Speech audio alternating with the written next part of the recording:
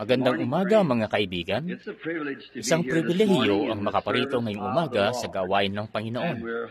At umaasa tayo at nananalig para sa isang mainam na gawain.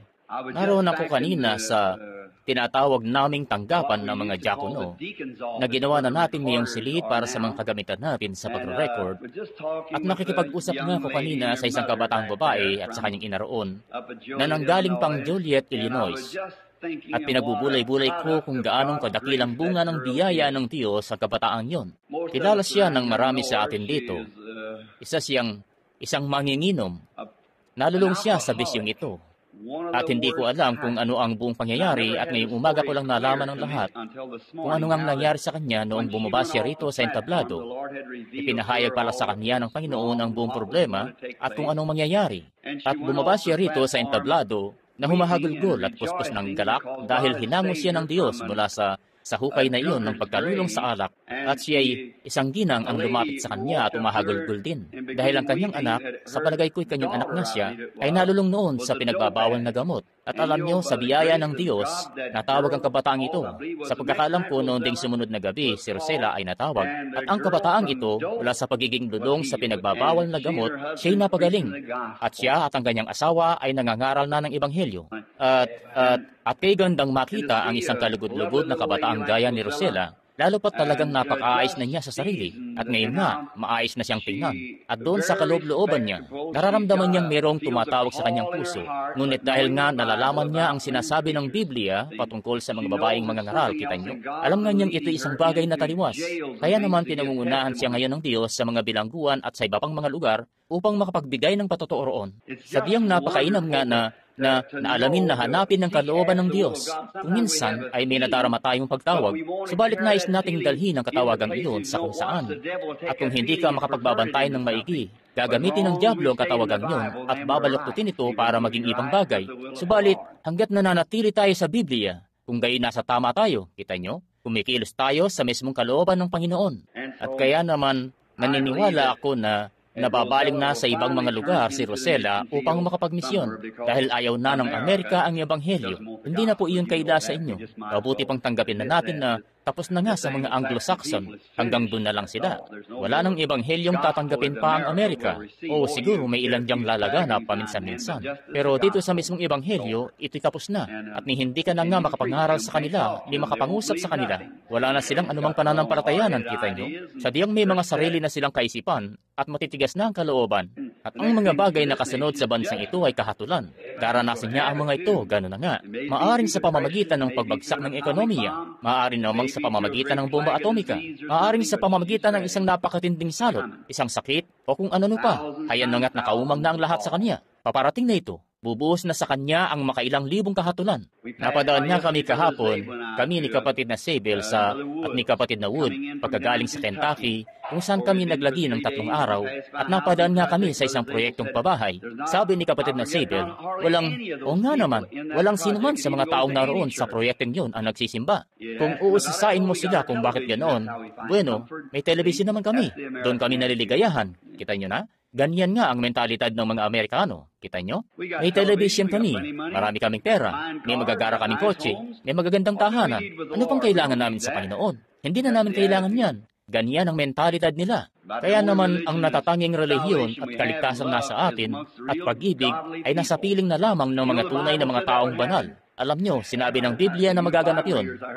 Kayong mga nagbabasa ng Biblia, narinig kong sumigaw kayo ng Amen. At maging kayong mga mangangaral natin dyan sa bandang likod. Ganun nga, tama yun. Ang pag-ibig ay magiging napakalayo na sa mga huling araw.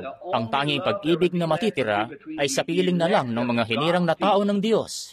Ang ama ay magiging laban sa ina, at ang ina laban sa ama, at ang mga anak laban sa mga magulang, at ang iba pa ay laban sa isa't isa.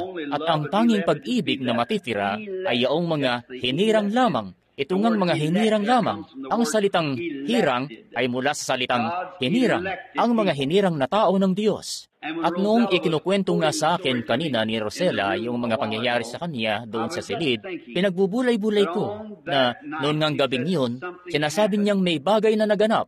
At ikinuwento nga niya ang lahat, ang buong buhay niya, at kung paanong magkaduling-duling ang mga mata niya sa paglalasing. At hindi siya mabago ng Alcoholics Anonymous. 4 na doktor na ang sumuko sa kanya. Wala na raw siyang pag-asa at nakamamangha nga na noong gabing yun ay hinaganap. Ngayon ngay napakalayo na niya sa dati niyang itsura. Isa na siyang kaibig-ibig at napakagandang binibining 33 anyos na mapagkakamalan yung nasa mga 22 lang.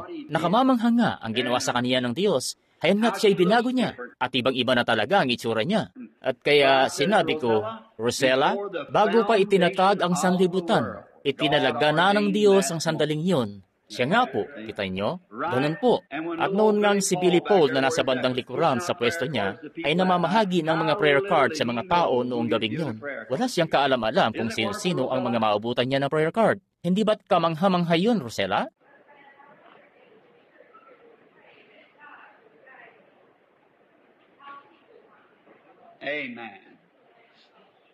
Amen. Pagpalain ka ng Panginoon, Rosella. Natitiyak kong gagawin natin yan. Nais niyang may panalangin siya ng iglesia na patnubayan siya ng Diyos. Nang sa gayon, sumunod siya sa kamay niyang di nagbabago.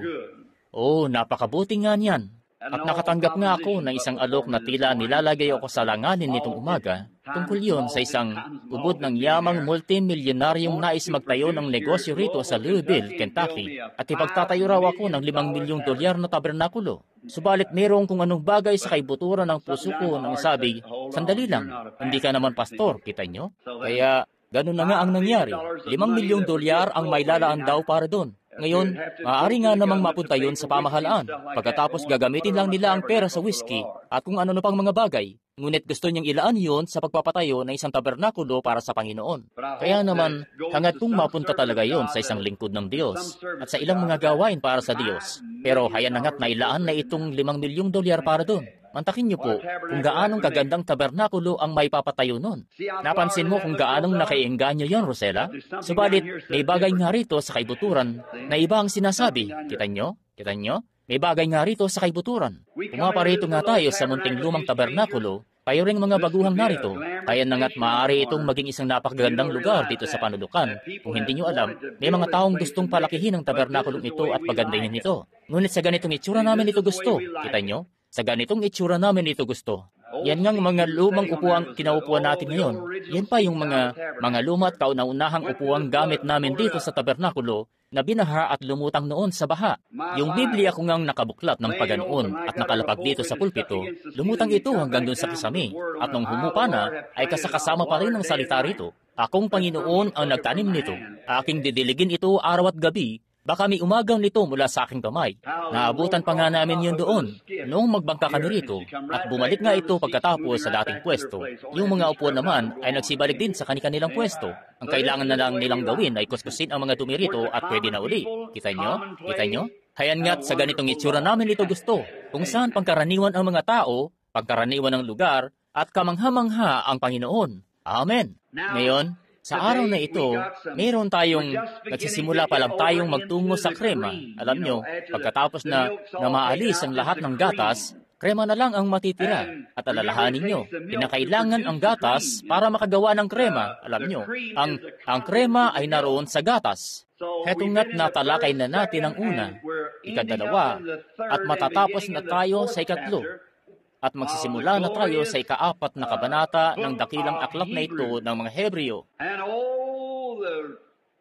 At ang mga aral ng aklat na ito, maaring ngang makapanatili tayo rito sa isang talata ng 3 buwan at ipakikita nito sa atin na ang buong Biblia ay dumudugtong sa bawat talata sa Biblia. Naisip niyo na ba yon? Wala kang maituturo kahit isamang talata na may mali, kundi sa biyaya at sa tulong ng Espiritu Santo, maaaring nga nating maidugtong doon ang Genesis hanggang sa Apokalipsis. Wala nang iba pang naisulat na panitikan saan man ang makagagawa ng ganon. At pagbatayan man ang matematika at geografiya man, saan man tingnan, walang aklat sa Biblia ang naisulat na gaya ng Biblia. Walang aklat sa mundo, ang ibig ko sabihin, ang naisulat na gaya ng Biblia. Wala na.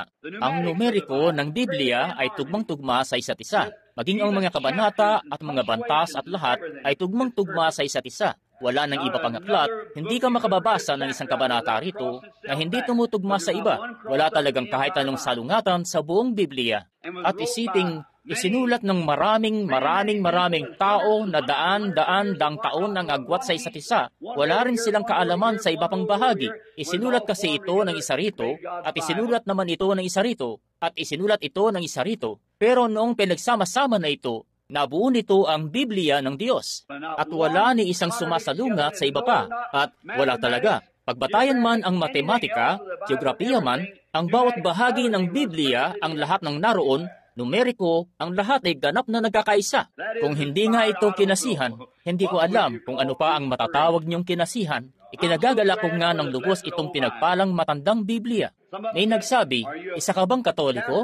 Protestante? Sabi ko, wala riyan. Ang Biblia ang pinaniniwalaan ko. Siya nga, pinaniniwalaan ko ang Biblia at ikinagagalak kong malaya pa rin tayong nakapangangaral nito sa bansang ito. Oh, ito nga'y napakainam. Ngayon, mag-aaral na tayo mula rito at bubuklat na tayo ngayon sa aklat ng mga Hebreo at sisimulan natin sa ika-3 kabanata at huminto nga tayo noon sa ika-15 talata. At ngayon, sa palagay ko may nakapansin sa inyo kanina nang gamitin ko ang aking salaming pambasa. Hindi naman dahil sa malabo na ang mga mata ko, kundi lampas na rin kasi ako ng 40 anyos. Kaya ko pa rin naman itong basahin ng ganito nang walang salamin. Pero mas nababasa ko ito ng mas maigi kapag may salamin. At ginawan nga nila ako ng pares ng salaming pambasa na gusto kong gamit-gamitin dahil nakapagbabasa ako rito ng mas maayos at mas mabilis. At iyon ang dahilan kung bakit nagpagawa ako nito. Ngayon, doon sa bago ang lahat, magbabalik tanaw lang muna tayo. Baka kasi may mga ilan dito na baguhan pa lang dumalo sa atin na hindi naabutan yung unang bahagi ng aklat ng mga Hebreo. Kayo po ba si Binang Cox, yung nakaupo rito sa dulo? Bueno, ako nga tunay na nagagalak na makita siya. At bago tayo magsimula, magbibigay muna ako ng isang patotoo ng biyaya ng Diyos. Narito ang isang babae may kanser na umuubos sa kanyang mukha. Siya po ang nanay ni kapatid na babaeng Wood. At naroon nga ako noon sa Michigan kasama sina Jean at Leo at ng iba pa na nagre-record noon. At sa daan namin pa uwi, tinawagan ako ng may bahay ko o tinawagan ko siya. Sabi niya, manalangin ka agad-agad para sa isang Ginang Cox, ang nanay ni Ginang Wood, dahil inuubos na ng kanser ang kanyang mukha. Naubos na raw ang gilid ng mata hanggang sa pinakabuto. Tuloy-tuloy doon sa gilid ng mukha niya at talagang kumakalat pa raw. May ginawang kung ano ang doktor, pero pinalala lang yun at kumalat pa. Nilagyan kasi ng kung anong klaseng gamot yun. At kanilang dinala siya mula sa Campbellsville, Kentucky, papuntang, doon pala sa Acton, Kentucky, papunta sa Louisville para magamot. At kaya naman si Ginang Woods, yun ang unang beses na nakita ko siyang hirap na hirap ang kalooban. Dahil, siyempre, yun po ang kanyang nanay. At nakita ko ngang nakadamas siya ng labis na paghihirap ng kalooban. Pumasok ako roon sa silid at ipinanalangin ng nanay niya. Nagtitiwala sa sinabi ng Diyos na kanyang tutugunin ang panalangin. At makalipas ang ilang araw, nilabas na ang nanay niya. At haya na nga siya at nakaupo na riyan ngayon. Sa pamamagitan nga ng kamanghamanghang biyaya, heto na ang dakilang ginawa niya para sa kanya. Maaari po ba kayong tumayo? Hindi ko sana gustong kayo ay patayuin sa maraming tao. Saan pong banda yung kanser? Sa may tagiliran ng mukha. Ayan nga, sa bahaging yan ng kanyang mukha, pababa sa banda rito, hanggang dito sa buto niya sa may pisngi, pataas dito sa paligid ng mata niya. At pinagaling na siya ng Diyos. Hindi ba't siya'y kahanga-hanga? Ilan ang naririto noong nakarang linggo na nakasaksi sa ginawa ng Panginoon sa pamamagitan ng isang pangitain? Yung lalaki, lumpun at bulag pa. Nakaupo siya noon sa banda rito sa isang silyang de gulong. At napakasakit nun sa akin noong yung matandang lalaking nakaupo rito ang sabi niya, "Kapatid na Branham, sa palagay ko'y narito siya ngayon." Ang kapatid na nakaupo rito sabi, "Gawin mo rin yan sa asawa ko." Lumpo ang asawa niya. Biglang nalusaw ang puso ko. Kung maaari lang, gagawin ko ang lahat ng pwedeng gawin dito sa mundo kung maaari, ngunit ito'y hindi ito nakasalalay sa sarili kong kapangyarihan. Pero nakasalalay nga ito sa aking kapangyarihan at sa inyong kapangyarihan na makapanalangin na gagawin ngayon ng Diyos. Yung asawa niya ay lumpo, di magalaw ang kamay, di magalaw ang paa. Ganun na nga. At ang lalaking ito ay malayong mas malala pa kaysa dun sa babae. Dahil nakatatayo pa at nakalalakad ang babae ng konti, samantalang hindi yun magawa ng lalaki. At yung lalaki, Doon sa utak niya, wala na yung pinakaugat doon para makapanatili ng balanse. Yung mga nasa meyos at marami pang iba, kanilang sinukuha na siya. At pinapunta siya rito ng isang katolikong doktor. At ang anak nga niya ay pari roon sa St. Meinrad sa Jasper, Indiana. At pasimula pa lang yan ng revival na parating sa dako roon. At nung tumayo siya, sabi niya, pero hindi ko kaya.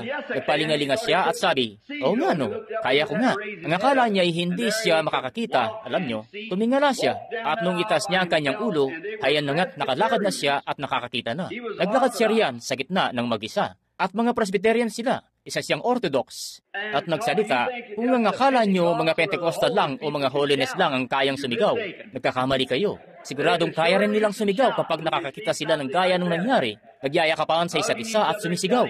Naglakad siya palabas at pababa dun sa hagdanan. Itinutulak niya ang kanyang silyang tigulong. Naglalakad kahit wala na yung pinakaugat sa kanyang ulo para makapanatili siya ng balanse. Isipin niyo yun, naglalakad na gaya nyo o gaya ng paglakad ko. Oh, dakila nga siya. Ngayon, si Pablo ang nagsulat ng aklat ng mga Hebreo. At sa sulat na ito ng mga Hebreo, siya nagsulat nito. At bago niya isinulat ang mga aklat na ito, napag-alaman natin, at talakayin natin yan, ito nga pala isang pag-aaral ng Sunday School. Kaya naman sisikapin kong bantayan ang oras at hindi masyadong magpakahaba. At pagkatapos nito, tayo ay magkakaroon pa ng mga gawain. Itutuloy natin ang mga ito mamayang gabi kung loloobin ng Panginoon. Ngayon, sa aklat ng mga Hebreo, at doon sa iba pang mga sulat ni Pablo, sino si Pablo? Isa siyang matapat na Hebreo, isang scholar, at isang mahusay na tagapagturo ng Lumang Tipan. At naturuan siya ng isa sa mga pinakamuhusay na lalaki ng kanyang panahon. May makapagsasabi ba sa akin kung anong pangalan ng lalaking ito? Si Gamaliel, isa sa pinakamahuhusay na guro ng kanyang panahon. At naupo nga noon si Pablo sa paanan ni Gamaliel. May kung anong bagay na katangi-tangi pagdating sa kung saan ka dumadalo, kung saan simbahan ka nagsisimba, at kung anong klaseng guro ang nagtuturo sa iyo. Alam niyo ba yon? May kung anong bagay na katangi-tangi rito. Kaya naman, nararapat nating hanapin ang pinakamainam na matatagpuan natin upang makamit natin ang pinakamainam. Hindi dahil sa masaya ang sama-sama o ano paman, kundi dahil sa may tunay na katuruan ng Biblia. Pansinin ninyo, minsan noong nagtungo ang Israel doon sa ilang kasama ang kanilang mga hukbo, at 7 araw na silang umaaligid-aligid doon, at naubusan na sila ng tubig, at malapit na silang mamatay. Sabi nila, oh, kung may propeta lamang na malapit. At nagsabi ang isa sa kanila, meron tayo rito, si Eliseo. Nagbuhos siya ng tubig sa mga kamay ni Elias. Nakita niyo na ang mga sinasamahan niya? Sa madaling sabi, narito si Eliseo na kasamahan ni Elias. Ang salita ng Panginoon ay nasa kanya. Nakuha niyo ba? Tama ang naituro sa kanya. At sabi niya, narito siya, puntahan na natin at sumangguni sa kanya. Dahil ang guro niya ay si Elias, at nasa kanya ang katuruan ni Elias. Nakita niyo na ang kaibahan na nagagawa nito? Tama po, nais nating maturuan. Kaya, taglay nga nitong si Pablo ang katuruan ni Gamaliel, at si Gamaliel nga yaong dakilang lalaki na minarapat niyang magsalita, sapagkat isa nga rin siyang scholar. Noong simulang usigin ng iglesia noong panahong iyon, sabi niya, huwag na nating duluhin yan mga kapatid. Kung hindi yan sa Diyos, mawawasak din yan. Ganun nga. Subalit, kung yan ay sa Diyos, at kalabanin natin ito, masusumpungan natin ang ating mga sariling nangakikihamok laban sa Diyos. Kita nyo? Ang ganda nga ng kanyang katuruan. Nagsanay si Pablo sa gabay ng lalaking ito at alam niyang isang napakahusay na tagapagturo si Pablo. Pagkatapos isang araw, sa pag-aakala sa puso niyang mabuti iyon, na pinag-uusig niya ang iglesia, pinuntahan pa niya sila upang dakpin. Ngayon, tumalakay muna tayo ng isa pang maikling bahagi sa buhay ni Pablo, habang binubuo natin ang ating tagpo.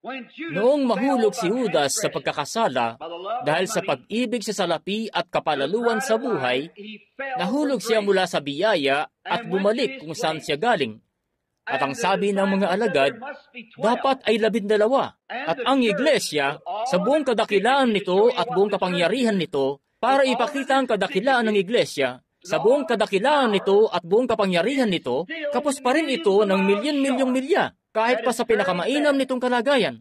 Sabi nila, dapat na tayong humanap ng isa sa atin nahahalili, at kaya napili nila sa pamamagitan ng palabunutan si Matias. Matias, yun nga po, o Matias. Si Matias sa palagay ko'y siya nga. At nung kanilang napili siya at inilagay siya sa 12, kasama ng 11 para mabuo ang 12, wala naman siyang nagawa kahit ano. Doon nga lang sa pagkakataong yun nabanggit ang pangalan niya sa mga kasulatan. Hayan nga ang iglesia na gumagawa ng pagpili. Kasi nga naman, inisip nila, isa siyang maginoo, walang duda, isa siyang kahangahangang lalaki, isa siyang scholar, matalino siya, edukado siya, isa siyang kahangahangang tao. Siya nga ang dapat humalili kay Judas at maging isa sa atin. Pero alam nyo ba, kuminsan yung pinipili ng Diyos, yan pa yung sa tingin natin na parang wala sa hulog. Ngayon, ang napisil ng Diyos ay yung Hudyong patulis ang ilong na talagang napakamainitin ng ulo na nagngingit-ngit ang bibig. Paroroon ako, datakpin ko ang bawat isa sa kanila. Aking ipatatapon sila sa bilangguan. Ganito ang gagawin ko. Yun pa ang napili ng Diyos. Ang iba sa kanila ay pumili ng scholar at diplomata. Yun ang pinili ng iglesia. Kita nyo, hindi nyo nga kilala kung sino yung nasa altar. Hindi nyo kilala kung sino yung nasa harap nyo na nakikinig sa patotoo nyo. Diyan sa bilangguan o saan man. Mukha man siyang basagulero, may tagpas yung tenga, may pilat ang mga mata, at hindi pa nga nyo nakikilala kung sino yan. Gawin nyo lang ang dapat nyong gawin. Ganun lang. Ibigay nyo sa kanya ang salita. Ang Diyos ang pipili. At yung hamak na may kainitan ng ulong Hudyo ang napili ng Diyos. O pinili pala. Sa daan niya, paroroon ako at dadakpin sila. Aking ipakikita sa kanila kung anong kaya kong gawin. At isinubasog lang siya ng Diyos. Sabi ng Diyos, hayan nga ang pinili ko. Hayan siya. Hindi ba't mukhang kamangmangan yun sa iglesia? Aba, inuusig ng lalaking ito ang iglesia. Isa siyang karnal. Subalit alam ng Diyos kung anong nasa loob ng tao. Nakikita niyo ba ang ibig ko sabihin? Pagkatapos, nagkaroon ng karanasan si Pablo. Ilan po ang naniniwalang dumarating ang karanasan sa pamamagitan ng pagbabagong loob? Ganun yon. Kung hindi, pagdududahan ko ang pagbabagong loob na yon. Nagdadala ang pagbabagong loob ng karanasan. At hindi nyo yun maaaring ikabit sa kung anuman. Maaari kasi itong pagsigaw minsan. Kung minsan naman maaaring pagsasalita sa iba't ibang wika. Kung minsan maaari namang pag-iyak. Kung minsan maaaring pagdaing. Hindi nyo alam kung ano talaga.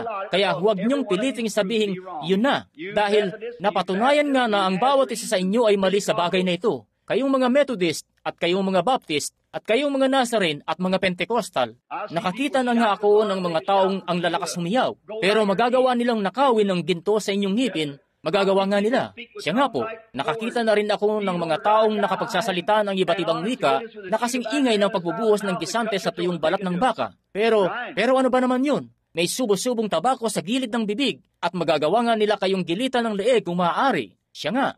Kaya nga, ang ganong mga bagay ay walang katibayan na makapagpapatunay, kundi sa pamamagitan lamang ng buhay na ipinamumuhay ng tao. Sa kanilang bunga ay inyong mga kikilala sila. Kaya nakasalalay lahat sa Diyos. Siya ang nagpapasya.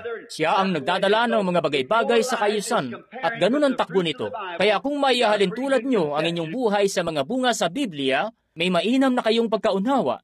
Kung nagpapatotoo ang inyong espiritu, kasama ng kanyang espiritu, na kayo nga'y mga anak na lalaki at mga anak na babae ng Diyos, kayo'y ang lahat ng kasamaang dating nariyan ay iwinaksi na, at ang lahat ay naging bago na, at nabubuhay na kayo sa pag-ibig, at meron na kayong kapayapaan, at biyaya, at ang lahat ng ito, kung ganon, sadyang napakalapit nyo na sa kaharian. Dahil ibinubunga na ng buhay na iyon na nasa inyo ang ganong uri ng buhay. Kita nyo? Kung nakapagsasabi nga kayong, oh, hallelujah, nagsalita ako ng iba't ibang wika, hallelujah, walang ibig sabihin yan. Hindi hihigit ang ibig sabihin yan kumpara sa kung paparito kayo at tutugtog ng himig sa isang gitara o ano paman. Walang ibig sabihin yan. Bagamat nakapagsasalita kayo ng mga wika, bagamat nakakasigaw kayo, at nakatatakbo pa ng parot-parito sa gitna, at nakapagpapatulo ng luha na para bang kababalat nyo pa lang ng sibuyas, wala pong ibig sabihin yan. Wala po. Liban lang kung ang araw-araw niyong pamumuhay ay umaayon mismo, nananatili rito. Ngayon, kung nagagawa niyo ang gayong mga bagay, saka idagdag niyo pa ang buhay na iyon. Amen. Iyon ay mainam. Mabuti yun. Subalit, maaaring gawin niyo ang mga bagay na iyon, pero hindi niyo taglay ang buhay na iyon. Sa makatwid, hindi ang pagsigaw, hindi ang mga bagay na gaya nun ang katibayan. Sinabi ni Jesus, Sa kanilang bunga ay inyong mga kikilala sila. At ang bunga ng Espiritu ay hindi pagsasalita ng iba't ibang wika. Hindi yun ang bunga ng Espiritu. Ang pagsigaw ay hindi bunga ng Espiritu. Ang pag-iyak ay hindi ang bunga ng Espiritong sinasabi rito, kundi pag-ibig, kagalakan, kapayapaan, pagpapahinuhod, kabutihan, kagandahang loob, pananampalataya, kaamuan, pagpipigil.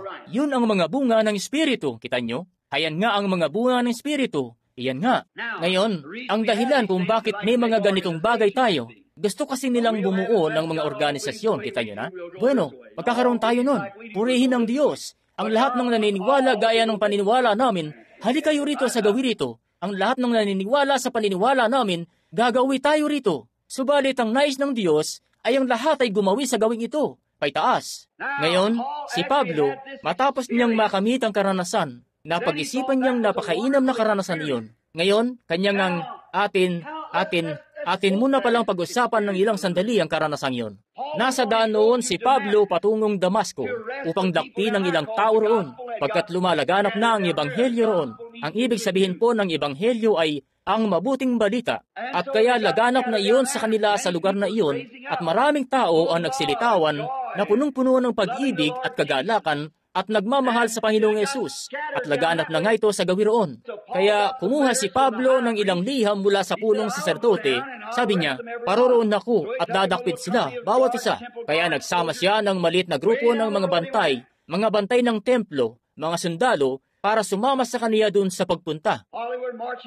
Habang nagmamarcha sila, at desididong-desidido na nga siya noon sa gagawin niya, bigla-bigla na lang may nangyari. Bigla na lang, nagkaroon ng isang napakaliwanag na ilaw sa harapan niya. Napakaliwanag na ilaw. Ngayon, nagliwanag ito na parang araw. Hindi nga yun kapanipaniwalang mangyari. Nagliwanag ang ilaw ng husto hanggang siya'y biglang nagdilim ang kanyang mga mata halos at nasubasob sa lupa. At siya'y nakahandusay sa lupa at tumingala siya. Marahil ay may 10 o 15 lalaking kasama niya roon. Nakita ba ng kahit sino sa mga lalaking iyon ang ilaw na iyon? Hindi po. Si Pablo ang nakakita. Hindi itinalaga para sa mga kalalakihang yun ang makita ito. Kaya nga, maaaring makita ng ilang mga tao ang mga bagay-bagay, samantalang hindi makikita ng iba. Kita nyo? Kaya nakita nga ni Pablo ang ilaw, na anupat binulag pa nga siya nito. Hindi nga siya makakita ng ilang araw. Iyon nga ay hindi niya maikakailang nangyari. At hindi talaga siya makakita ng makalipas ang ilang panahon. Nung gumagawa siya ng mga sulat, hindi siya makapagsulat maigi dahil sa mga mata niya. Kaya naman, nilakihan niya ng husto ang sulat niya. Sabi niya, nakikita ninyong sumulat ako sa inyo ng malalaking letra. Hindi siya halos makakita. Naroon nga siya noon sa bilangguan at hiniling nga niya sa Panginoon na pagalingin siya. At dumulog siya sa kanya ng 3 beses. Ngunit ano ang sinabi ng Panginoon? Ang aking biyaya ay sapat, Pablo. Sinabi ni Pablo, kung gayon ako'y magmamapuri na may galak sa aking mga kahinaan. Kaya nga ang sabi niya, at nang ako'y huwag magpalalo ng labis dahil sa kadakilaan ng pahayag, ay binigyan ako ng isang sugo ng diablo, isang tinik sa laman, na tumatampal sa akin. Bumubuti nga ang kalagayan niya pansamantala, at pagkatapos noon, sige na naman uli. Ang ibig sabihin ng tumatampal ay sunod-sunod ang paghagupit. Gaya ng barko sa dagat, alam nyo, tumatampal ang mga alon dito, kita nyo, sunod-sunod ang paghagupit. At siya nga'y bubuti at babalik sa dati, tapos gagaling, tapos magkakaroon uli. Sabi niya, Panginoon, ano pong nangyayari? Bakit hindi mo po ito alisin sa akin? Kanyang sinabi, ang aking biyaya ay sapat, Pablo. Basta magpatuloy ka lang. Patuloy ang sabi niya, ngayon kung ako'y talaga namang walang kapintasan at ang lahat sa akin ay walang kapintasan, sabi, kung ganyan nga ako, maaari nga akong magmataas at sabihin, kita nyo, wala akong kapintasan. Iningatan ako ng Panginoon, kapatid. Hallelujah! Kung ganyan nga'y magiging mapagmapuri kayo sa sarili. Kinakailangan nga kayong bigyan ng Diyos ng konting bagay paminsan-minsan na makapagpapakumbaba sa inyo ng konti. Alam nyo, siya nga, bagay na makapagpapaalala sa inyo na siya ang boss. Hindi ba't siya'y kahanga-hanga? Siya nga po, sa diyang napakaluwalhati. Kaya itong si Pablo, pagkatapos nitong dakilang karanasan, ngayon, kung sa ibang tao yun nangyari, sasabihin nga ng taong ito, purihin ang Diyos, hallelujah! Grabe, gumawa ang Diyos ng isang bagay para sa akin, luwalhatiin ng Diyos. Pero hindi ganon si Pablo. Isa kasi siyang mag-aaral ng Biblia. Kinakailangan kasing umakma iyon sa salita ng Diyos. Siya nga po, kung hindi yun lubusang umaakma sa Biblia at hindi rin lang isang tingin mo lang dito tapos sasabihin mo, oh, ayan nga, nariyan mismo, purihin ng Diyos, natanggap ko ito. Hindi ganoon ang pagkakaloob ng Diyos dito. Kinakailangan nga itong buong Biblia, lahat nito. Dahil magagawa ninyong ginagamit nga ng mga hindi naniniwala sa Diyos ang Bibliang ito para palabasin ang gusto nilang palabasin sa debate. Hayan nga't kukuha sila ng kapirasong kasulatan dito, bubuklat dito at kukuha ng kapiraso uli sa banda rito, sisikaping pagdugtong-dugtungin ang mga yon, gayong dalawang magkaibang paksa naman yon na kanilang pinagsama. Kaya naman, kailangan yung paghambingin ng kasulatan sa kasulatan. Sabi nga ni Isaias sa 28 kabanata, kinakailangang bilin sa bilin, bilin sa bilin, dito'y konti, do'y konti. Ingatan ninyo ang mabuti. Kita nyo? Sa ganitong paraan dapat, bilin sa bilin sa bilin, salita sa salita, kasulatan sa kasulatan. Dapat itong umakma sa isa't isa. Kaya naman sa palagay ko, ang mga pag-aaral gaya nitong ginagawa natin ngayon, napakainam na bagay nga ito para sa iglesia. Dahil dinadala ng pag-aaral na ito ang mga bagay na iyon sa isang dako para mapagdugtong-dugtong ang kasulatan. At maging ang ating mga karanasan ay dapat dumugtong sa kasulatan yon. Oh, heto na nga ito. Kung hindi dugtong, ibig sabihin mali. At noon nga'y lumakad ako ng ilang mga taon na hindi nalalaman kung ano yung ilaw na nagpasubasub kay Pablo. Noong itong sanlibutan, ang mga kasulatan, may mga tao, may mga ngaral na pilit akong inuutyukan. Sa dyablo yan. Aba, magiging manghuhula ka niyan. Espiritista ang labas mo niyan. Huwag mong pakilaman yan, Billy. May mali yan. Huwag mong gagawin yan, iho. Mali yan. Dyablo yan. Bueno, iho, manghuhula ang labas mo niyan. Espiritista ang labas mo kung gagawin mo yan. O, ang lahat ng yan ay sa dyablo. Hindi yan tama. Subalit noong hindi ko nga ninais na ipangaral ang bagay na yan noon. Subalit, noon ngang nasa daan siya patungong Damasco, hindi ninais ni Pablong ipangaral yon. Hanggat hindi pa niya natutuklasan kung tama nga ba yun o hindi. Naglumagi siya sa Arabia ng 3 taon at pinag-aralan ang kasulatan. At noon ngang nagpakita siyang muli, sabi niya, ngayon ligligin niyo nga ito palabas sa akin.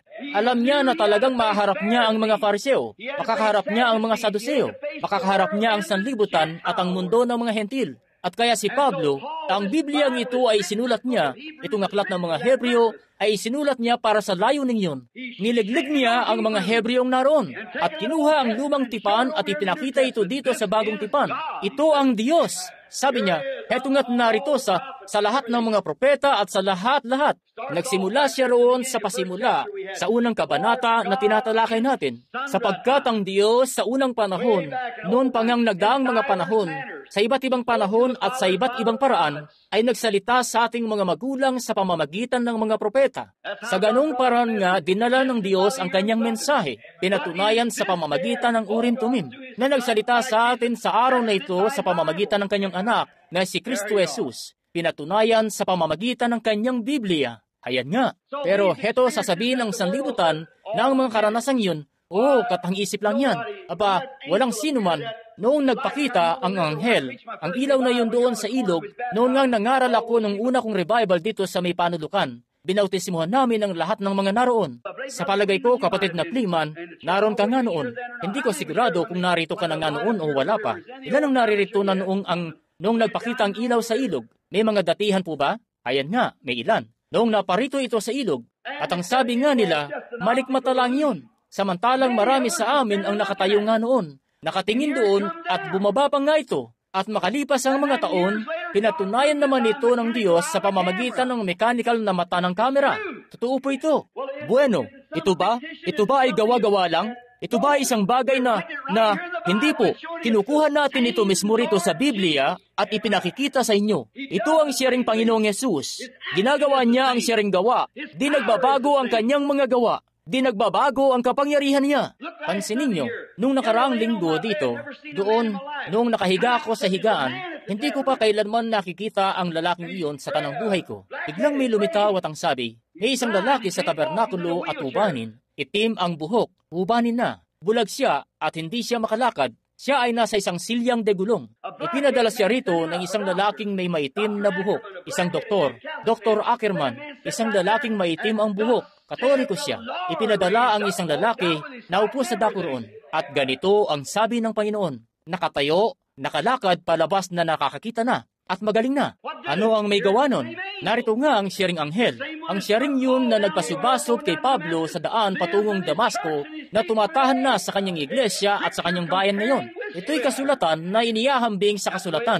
Ganon kasi dapat ito. Oh, may mga malahiningan nga tayo. Papunta na tayo riyan maya-maya. Oh, may malalim tayong bagay sa ating harapan. Kung matatalakay lamang natin yan ngayong umaga at mamayang gabi. Ngayon, palusong pa lamang tayo roon sa malalalim na tubig kung saan inyong... Alam nyo ba, noong batang paslit pa ako, may maliit na patubigan sa likod ng lugar namin. At pumupunta ako roon. At lahat kaming mga maliliit na bata ay lulusong, hubad, maliliit, mga 6-7 taong gulang. At aming mga ganito lang kalalim yung tubig, hindi naman kasi iyon naiiba sa lubluban ng baboy. At may malaking kahon akong matatalunan doon na gawa sa kahoy. Gusto kong ipakita na kaya kong tumalon sa tubig. Pipisilin ko ang ilong ko at tatalon doon. Sasabo yung tubig ng paganoon. At tatama ang maliit kong tiyan sa putikan, alam nyo, at talagang magtatalsikan ang puti kung saan-saan. Sinabi ko sa tatay ko na kaya ko ng lumangoy. Dinala niya ako roon isang araw, sabi niya, gusto kitang makitang lumangoy. Tumalon ako roon, alam nyo. Hinubad ko ang mga damit ko doon sa tago at tumakbo, tumalon sa tubig. Kumakampay-kampay ako roon. Nagtatalsikan ang puti kung saan-saan. At naupo si tatay sa ibabaw ng alkantarilya. Naupo siya roon at pinanood ako ng ilang minuto. Sabi, umalis ka na sa tubigan at maligo ka. At umuwi ka na. Kita nyo? Bueno, sadyang ganyan din. Ang ilan sa ating itinuturing ang mga sarili na Kristiyano. Gumagapang lang tayo sa putikan. Ganon nga. Hanggat hindi kayo makawala sa Methodist ako, Pentecostal ako, Presbyterian ako, may katibayan na ako, taglay ko na ito. Gumagapang lang kayo sa putikan. Isang araw ay kasama ko noon ang tiyo ko. Paulit-ulit kong sinasabi sa kanya. Siya ay mga 15, 16 na taong gulang. Naroon kami sa may ilog, sabi ko. Tito Lark, marunong na akong lumangoy. At nakaupo ako noon sa likod ng bangka, alam nyo, panatag na panatag ang pakiramdam. Bigla na lang niyang dinampot ang sagwan at itinulak ako doon sa mga 10 talampakang lalim na tubig. Ibang-iba talaga yun. Maririnig mo na ang lahat na ng pagkampay-kampay at pagsigaw-sigaw na maaari mong marinig sa buong buhay mo. Isang araw ay maaaring may tumulak sa inyo. Kaya dapat alam na alam nyo ang inyong kinatatayuan.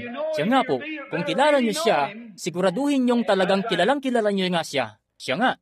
Heto nga't papalusong na tayo roon ngayon sa malalim na tubig, malalim ngang tubig kung saan malulunod kayo kung hindi kayo husto sa pagpapakain na Kristiyano. Pansinin nyo ang salita. Si Pablo, nung una'y sinaliksik niya ito, binalikan niya ang lumang tipan at nasumpungan niya ito.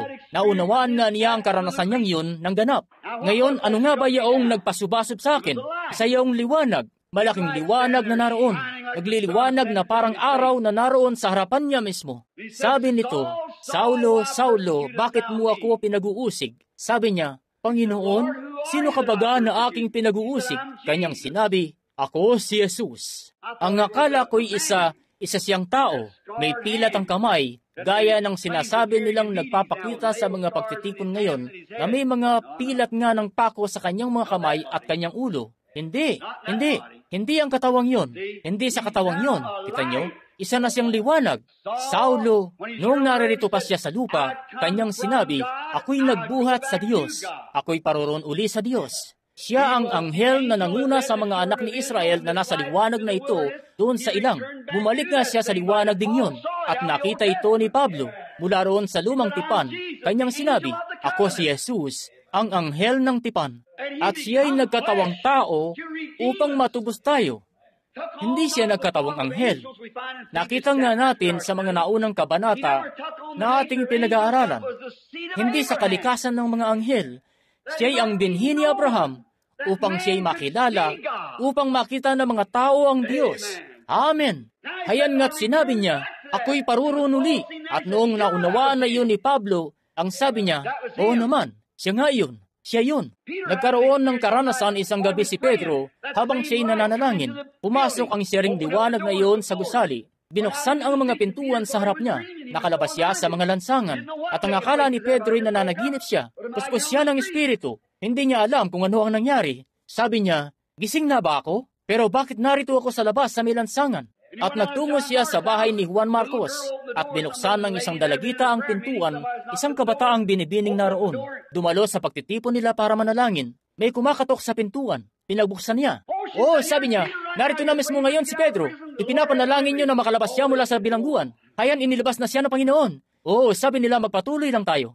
Oh, Panginoon, iligtas mo siya. Pero sabi ng babae, nakatayo na siya sa may pintuan, kumakatok. Patuloy ang pagkatok ni Pedro. Papasukin niyo ako. Oh, sabi ng babae, si Pedro ngayon. Noong panahong iyon, at mayroon pa rin nga sila nito, yung maliit na tablang bintana, maliit na pansarayon. Itataas mo lang at masisilip mo na ang labas, kita nyo? Bago mo papasukin ang bisita mo, dapat mo munang alamin kung sino ang kumakatok sa may pinto. Dahil may mga magnanakaw sila anong araw. At kung basta mo na lang buksan ang pinto, papatayin ka nila. Kaya binuksan nila ang pinto. Sabi ng babae, oh, di ba po si Pedro? Sabi nila, oh, naku, patay na siya. Ang anghel niya na yan na nakatayo riyan. Kita nyo? Pumasok na siya sa kanyang nilwalhating katawan. Alam nyo, yaong theophany. Naalala nyo pa ba nung tinalakay natin yun, yung malaking brilyante, kung papaanong iniaaninag nito ang ilaw, kung paanong bumalik yun doon. Ang tabernakulong ito na ukol sa lupa ay masira, may isa na tayong naghihintay. At inakala nga nilang patay na si Pedro. Hinubad na niya ang lumang katawan na ito at nililibing na nila ang katawang yun sa susunod na mga araw. Pumasok na siya sa kanyang anghel o sa kanyang hindi nilwalhating katawan, kundi sa kanyang theophany, yaong katawan na nakahanda. Hindi ka nga lang nito makakamayan. Wala itong mga kamay para makipagkamay, gaya ng ginagawa nyo, ngunit nasa inyo ito ng tao. Pumaroon at kumakatok sa may pinto. Sabi ng babae, hindi po, si Pedro talaga yan. Siya yung nakatayo riyan. Binuksan nito ang pinto at pumasok. Hayan nga siya. Ayan, iniligtas ng liwanag na ito si Pedro. Ngayon, sa gayon ding paraan, noong ang si Pablo sa sinaunang iglesia, noong makita ni Pablo yung liwanag ng Diyos na suminag sa kanya, nanaog nga sa gayon ding paraan ngayon ang bagay na ito.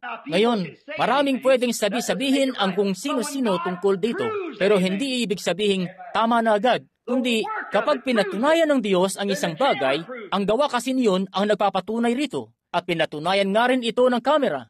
At ang lahat ng ating na ginawa ng Panginoon, lahat ay ganap at di mapasusubaliyang pagpapatunay na ito nga ang Diyos sa pamamagitan ng mga kasulatan, sa pamamagitan ng pagkilos nito, sa pamamagitan ng karanasan. Subalit ayaw nilang makinig. Pansinin niyo ang tabernakulo rito. Ngayon tandaan niyo, alam niyo na ito, hindi tayo naghahangad ng maraming dadalo. Wala rin naman tayong lugar para paglagyan sa kanila. Ganon na nga. Ngunit tingnan niyo, ang isang pagtitipong gaya nito, kung saan nagkakasama-sama tayo para sa bagay na ito, ay makaaakit ng sindami ng pumupunta ng false cities. Ngunit patay sila. Totoong patay sila. May mga mata naman sila, ngunit hindi sila makakita. Sasabihin nyo, kayo, kapatid na Branham, hindi ba sila pwedeng bumisita sa doktor at ipaayos ang kanilang mga mata? Hindi niya maiaayos ang ganung uri ng paningin. Sinabi ni Jesus, kung nakilala sana ninyo ako, ay nakilala sana ninyo ang aking panahon. Sabi niya, kayong mga bulag na mga Pariseo, marurunong kayong magsikilala ng anyo ng mga langit, datapwat ang mga tanda ng panahon ay hindi ninyo mga kilala. Lampas-lampasan na lang ba ito sa inyo? Pakinggan nyo. Tingnan ninyo ang mga tanda ng panahon na kinabubuhayan natin. Ngayon, hindi lang ito kung anong ako nga po, isang pangkaraniwang tao, ni hindi nga mga ngaral na matatawag. Wala akong pinag-aralan. Hindi matatawag gaya ng itinuturi ng sanlibutan na mga ngaral. At may hirap nga lang tayo. Tingnan nyo itong gusaling pinag-arausan natin. Tingnan nyo ang mga katedral ngayong umaga. Subalit tingnan nyo naman kung saan naroon ang Diyos. Yun ang mahalaga. Gayon din ang Moab sa lahat ng kanyang karangyaan at kanyang kagandahan habang naroon ang Israel sa mga tolda. Pero saan naroon ang Diyos? Naroon nga ang isang grupo ng mga holy roller na ginagawa raw ang lahat ng mali. At si Balaam, ang kanilang obispo, hindi niya nakita yaong batong hinampas, yaong tansong ahas, yaong haliging apoy. Bulag ang kanyang mga mata. Hindi niya makita iyon.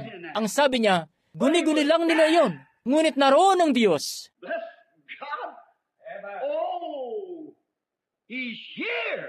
Purihin ang Diyos. Narito siya. Ang Diyos ay narito. At ginagawa niya ang siyaring mga bagay na ginawa niya noon. At gagawin nga niya. Ipinaghahambing natin ang kasulatan sa kasulatan. Ni kailanman ay hindi ipinakilala ng Diyos ang kanyang sarili na akala mong kung sinong bigatin sa lupa, kundi tumatahan siya lagi sa mga karaniwan at mabababang tao. At narito nga siya sa umagang ito. Ginagawa ang siya ring mga bagay na ginagawa noon. Pinagtitibay ito ng kasulatan. Pinagtitibay rin ito ng kamera. Ngayon, hayan nga siya. Ang dahilan kung bakit tinutukoy ko ang larawan na iyan ay hindi dahil nariyan ako. Ako'y isang hamak na makasalanan na naligtas sa pamamagitan ng biyaya, gaya rin nyo naman. Ngunit ang nais ko sanang iparating sa inyo ay ito nga ang kanyang presensya na kasakasama natin. Yun ang mahalaga. Bueno, kung ginawa nga niya akong si Eliseo na nagkatawang tao, kung wala kayong pananampalataya para paniwalaan ito, wala talaga itong magiging saysay sa inyo. Siya'y naparito sa sariling kanya. Siya'y hindi tinanggap ng mga sariling kanya. Yan nga ang dahilan kung bakit dito sa siyudad ngayon. Magsimula man ako ng revival dito sa isang malaking gusali o gaya nun. Hindi nyo talaga magagawang papaniwalain ang maraming tao rito. Sadyang hindi sila maniniwala. Hindi nila magagawa. Tapos na ang panahon nila. Ito ngang pinag-aaralan natin ngayong umaga, kung sa Afrika ito, marahil ay makahakot na ito ng 10,000. Mababa na ang 10,000 mga kaluluwa kay Kristo, kumpara sa isa lang na makasalanang nakaupo rito ngayong umaga, o dili kaya isa lang na tumalikod sa pananampalataya. Karamihan sa kanila ay paulit-ulit nang nakarinig hanggang sa sadyang tapos na. Ganun nga. Kaya ang gusto sana nating iparating ay ang kasulatan ay kailangang humambing sa kasulatan. Ngayon, kahit gaano pang kaganda ng karanasan na yan, maliban na maihambing yan sa kasulatan, mali pa rin. Ang Urim Tumim nga, kahit gaano mang kagaling ng propeta, kung nagsalita siya at hindi kumislap ang mga ilaw na naroon sa Urim Tumim, mali ang sinalita niya. Gaano mang kabuti ng panaginip, kung hindi kumislap sa Urim Tumim, mali ang panaginip. Noong magwakas ang pagkasaserdoting yun, itinayo ng Diyos ang kanyang Biblia. Sinabi ni Pablo, kung isang anghel na mula sa langit ang paririto, mga taga-Galasya 1:8, at mangangaral ng anumang ebanghelyo na iba sa aming ipinangaral na sa inyo, ay matakwil. Sinabi ng anghel na mula sa langit kay Juan na kilala ring ang tagapagpahayag, sinabi ng Diyos mismo, akong si Jesus ay isinugo ang aking anghel upang pagtibayin o upang ipakita ang mga bagay na ito. Sinabi niya, kung ang sino man ay magdagdag ng isang salita rito o mag-alis ng isang salita mula rito, ay aalisin sa aklat ng buhay na para sa kanya. Ito na yun, ang Biblia. Sa makatuwid, ang mga karanasang ito at ang mga bagay na ito na nagaganap dito, kung hindi ito pinagtibay ng salita ng Diyos, maling-mali nga ito. Hindi ko alintana kung ano man ang mangyari. Maling-mali ito. Kaya naman, dapat lang na ito'y nababatay sa kasulatan, sa ganap na katotohanan. Lubos akong nagagalak na bahagi ako ng dakilang katawan ni Kristo. Ngayon, pumaroon na tayo ngayon. Papunta na tayo sa pinag-aaralan natin. Ngayon, nagtapos tayo sa dako rito kung saan sinabi niya, yamang nakukupkup tayo. Hindi po pala riyan. Pagpamanhin po. Yan yung 12 kabanata, yung binabanggit ko. Binabasa-basa ko na ito, subalit hindi ko pa ito napag-aaralan. Akin ngang si kapatid na Norman, nanunuluyan siya roon sa bahay ko. At alam niyang kararating ko lang kahapon, at alam ng mga kapatiran sa dako roon, na kararating ko lang. Ang tanging panahon na lang para makapagbasa ako ng kasulatan, ay nung nakaupo na ako rito kanina. Ganun na nga. Hindi ko ito inaaral sa ganang akin. Naghihintay lang ako sa Espiritu Santo na ibigay ito sa parang nais niya. Alam niya kung saan makikita yung tao na itinalagang makatanggap nito. Kaya kung may nabuo na ako sa isip ko na sasabihin ko, malamang ay mali yun. Ngunit kung hayaan ko lang siyang kumilos, dadalhin niya ito roon sa mismong dako kung saan nga ito nararapat. Kita nyo? Huwag kayong mabalisa kung ano ang inyong sasalitain. Dahil hindi naman kayo ang magsasalita, kundi ang inyong Ama naman na tumatahan sa inyo. Siya ang magsasalita. Ngayon, doon sa huling kabanata, sa nakarang kabanata, narinig natin ang ganito. Sabi, paanong makatatanan tayo kung ating pabayaan ang ganitong dakilang kaligtasan na ipinangaral ng Panginoong Yesus nung una at Kanya ngang ipinangaral sa atin na mga nakarinig sa Kanya? Ang siya ring mga bagay na ginawa ni Yesus na nagpapatunay, yan ding mga bagay na yan ang nagaganap dito. Siya ring anghel ng Diyos, siya ring mga gawa, siya ring katibayan, siyang lahat-lahat, walang nabago, siya ring ebanghelyo, eksaktong-eksakto sa salita. Kung itinuro iyon ng Panginoon, saka pinatotohanan ng kanyang mga alagad ang narinig natin, maging si Pablo ay ganun din. Papaanong makatatanan tayo kung ating pabayaan ang ganitong dakilang kaligtasan? Ngayon, sinasabi nga iyon ni Pablo sa mga tagapakinig niyang mga Hebreo. Ngayon, wala pa nga sila noong mga tape recorder. Di gaya ngayon na meron tayo. Ngunit may mga eskriba sila noon na nakaupo roon. Isinusulat ito habang ito ay pinangangaral ni Pablo. At ito nga rin iyon sa panahon natin ngayon. Nire-record natin ito sa pamamagitan ng mga tape recorder. At ang mga tape na yan ay ipinadadala sa iba't ibang panig ng mundo, kita nyo? Upang ipakita na ito yaong katotohanan yun. Ang relihiyon natin ay hindi walang kabuluhan. Ito nga'y hindi mapasusubaliyang si Jesus Kristong nabuhay na maguli. Wala nang iba. Kaya hindi natin ito dapat ipagsawalang bahala. Ngayon, sa paglabas nyo ng simbahan mamaya, huwag nyo nawang sabihin lang, bueno, asihan naman ako sa pagdalo ko roon. Gusto ko yung awitan at magiliw yung mga dumadalo roon sa munting simbahan yon. Huwag niyong gawin ang ganoon. Kapatid, ang dapat nyo ngang gawin ay pagningasin ng inyong puso at sabihin, hayan nga, kailangang may gawin ako sa bagay na ito. Dapat nga akong humayo at magsikap na makaakay ng mga tao tungo sa kaligtasan. At huwag namang sige sa paghayo, tapos sasabihin niyong, purihin ng Diyos. Kung hindi ka magsisisi, mapapahama ka. Huwag ganoon. Mahinaon lang, mangagpakatalino kayong gaya ng ahas at mangagpakatintimang gaya ng kalapati. Kita nyo? Ganon dapat. Lapitan nyo yung tao at kung nag-aalaga siya ng mga manok, makipag-usap ka muna tungkol sa manok sa taong ito pansumandali. Kita nyo? At pagkatapos, maya-maya na yan, nag-uusap na kayo tungkol sa Panginoon. Kung isa naman siyang magsasaka, pag-usapan nyo ang sakahan niya. Kung nagbebenta siya ng mga sasakyan, pag-usapan nyo ang mga sasakyan niya pansumandali. Ang ganda naman ng mga sasakyan mo. Ganon nga, kita nyo? Hanggang sa kumilos na sa iyo ang Espiritu, kapag sinabi na ng Ama, ngayon na ang oras para makipag-usap ka sa Kanya tungkol sa Kanyang kaluluwa. Maaaring ganito muna ang sabihin nyo, ganito. Maganda talaga yung sasakyan na yan.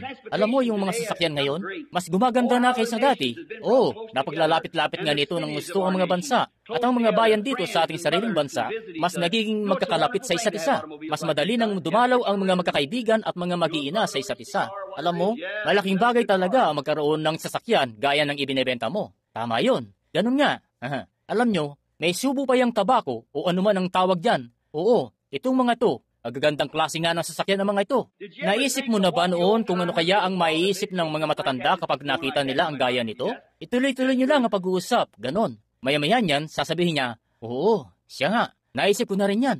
Alam mo, kung ano pang pwedeng gawin nito, madadala ka nito sa mga pagtitipon gaya nung ginagawa namin, gaya ng mga revival. Maaaring makadayo ang mga tao mula sa iba't ibang panig ng bansa ng mabilis para dumalo sa revival. Kita nyo? Ito na yung pinaghahandaan nyo. Mula kanina, alam nyo. Kung naramdaman nyo ng may bagay roon na parang pinatitigil na kayo, kuminto ka na roon mismo at lumipat ka na rito.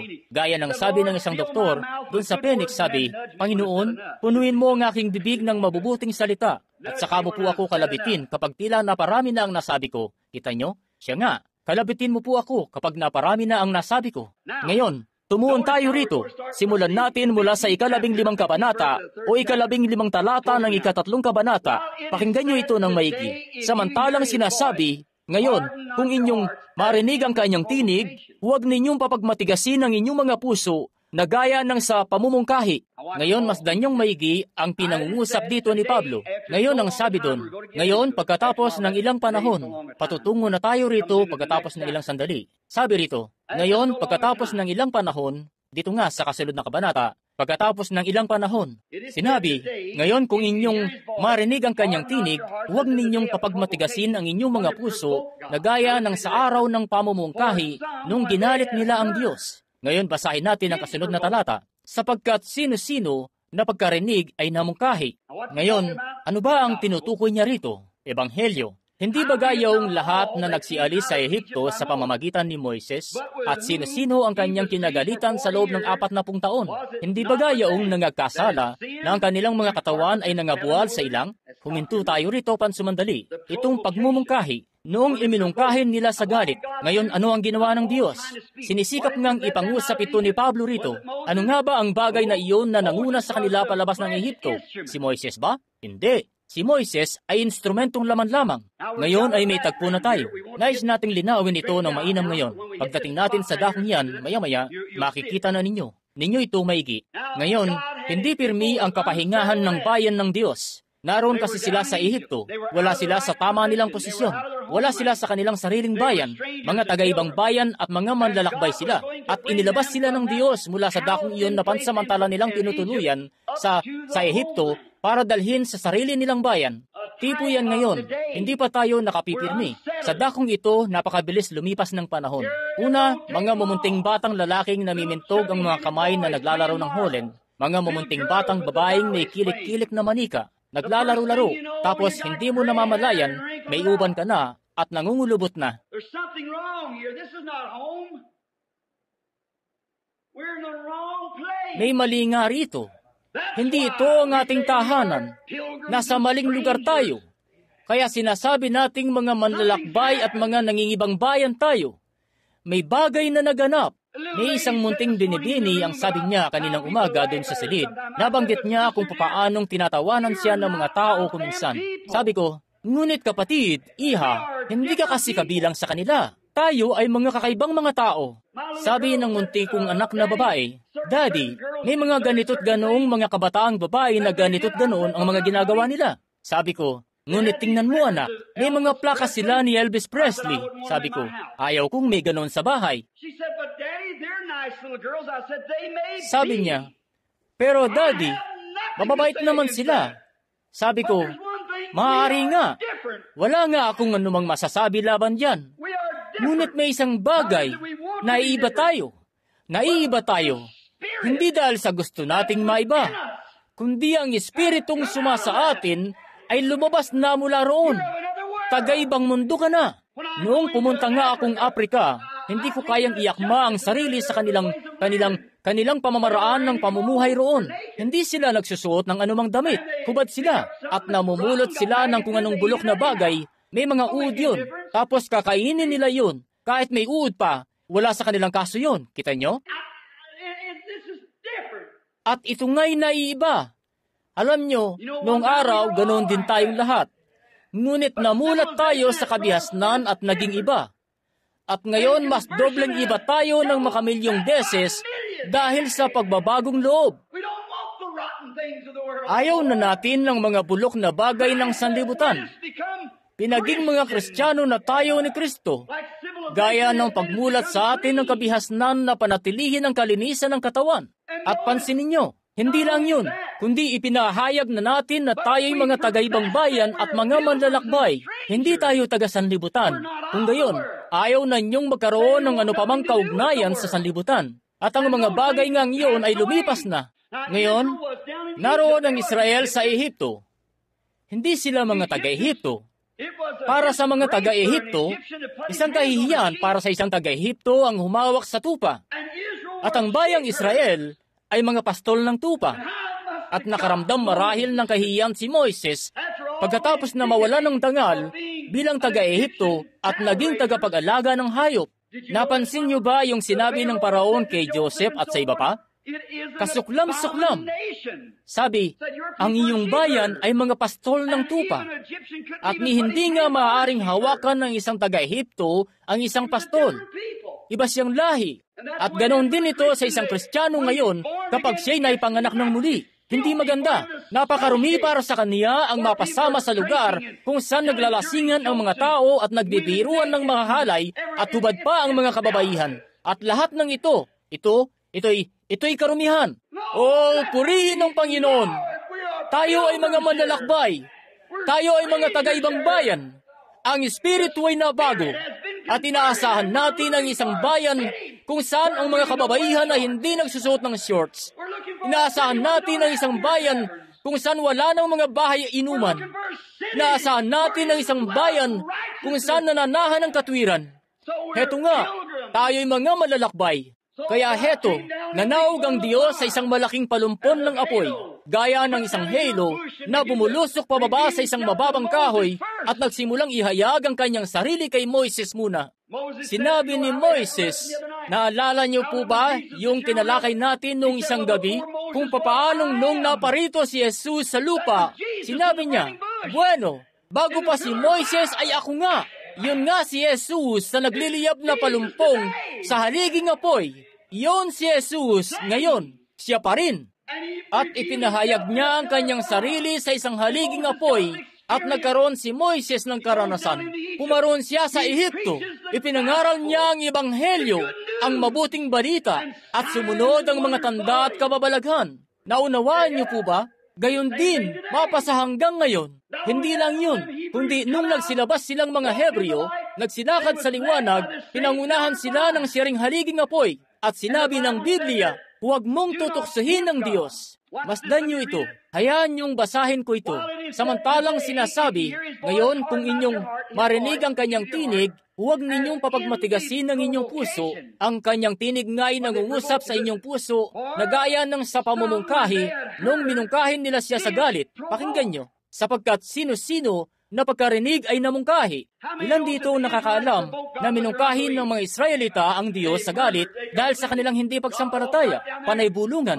Sila, walang ginawa kundi bulungan. Pinuntahan sila roon mismo ng Diyos. At noong magkumpul-kumpul sila roon, bigla na lang silang nasuong sa problema. Naroon nga noon ang haliging apoy sa ibabaw nila. Hindi ko alam kung nakita nilang lahat yon o hindi. Pero pihado, nakita iyon ni Moises. At nasa ibabaw nila ito. At tinitingnan nila ito. At nung lumakad na sila, sabihin na nating hindi nila ito nakikita. Hindi ko alam kung nakita nga nila o hindi. Pinangunahan sila nito. Sinabi nga ng Biblia na naroon yon. Sabi nga, pinangunahan ng bituin ang mga lalaking pantas. Wala nang ibang nakakita nito maliban sa mga lalaking pantas. Nilampasan nito ang mga obserbatoryo. Sinusundan nila ang panahon sa pamamagitan ng mga bituin. Wala nang iba pang nakikita nito maliban sa mga lalaking pantas. Para sa kanila ang makakita nito. At sa mga lalaking pantas nga, isinugo ang bituin. At isinugo nga ang haliging apoy kay Moises. At isinugo naman si Moises sa mga anak ni Israel. At kinakailangan nga nilang sundin si Moises. Nakikita nila si Moises at nakikita naman ni Moises ang liwanag. Kaya naman humayo na sila. Hayan nga't lumakad na sila. At sa paglabas nila, nakarating sila sa dagat na pula. At hindi pa sila nakakakita ng mga tanda ng himalang iyon at mga bagay na nagaganap habang naroon pa sila sa matandang lupain ng Ehipto. Ngunit noong makalabas na sila roon sa kanilang paglalakbay, mga baguhan pa lang at kalalabas lang, saka naman sila nasuong sa problema. Gustong-gusto nga ng Diyos na dalhin kayo sa alanganin. Gustong-gusto niyang maglagay ng balakid sa harapan nyo at tingnan kung ano ang gagawin nyo tungkol dito. Pagkatapos ay pinahinto niya ang dagat na pula at pagbaling mo roon, pinagmarcha sila mismo sa dakong iyon at saka pinahabol si Paraon sa likuran nila. Nakita niyo na kung gaano kagusto ng Diyos na gawin yon? Gustong-gusto nga niyang ipakita ang kanyang kapangyarihan at pag-ibig. Siya ay Diyos. At sadyang gustong-gusto niyang ipakita sa inyo kung sino siya. Amen. At ang problema nga lang sa panahon ngayon, sinasabi ng mga tao, lipas na ang ganyang mga panahon.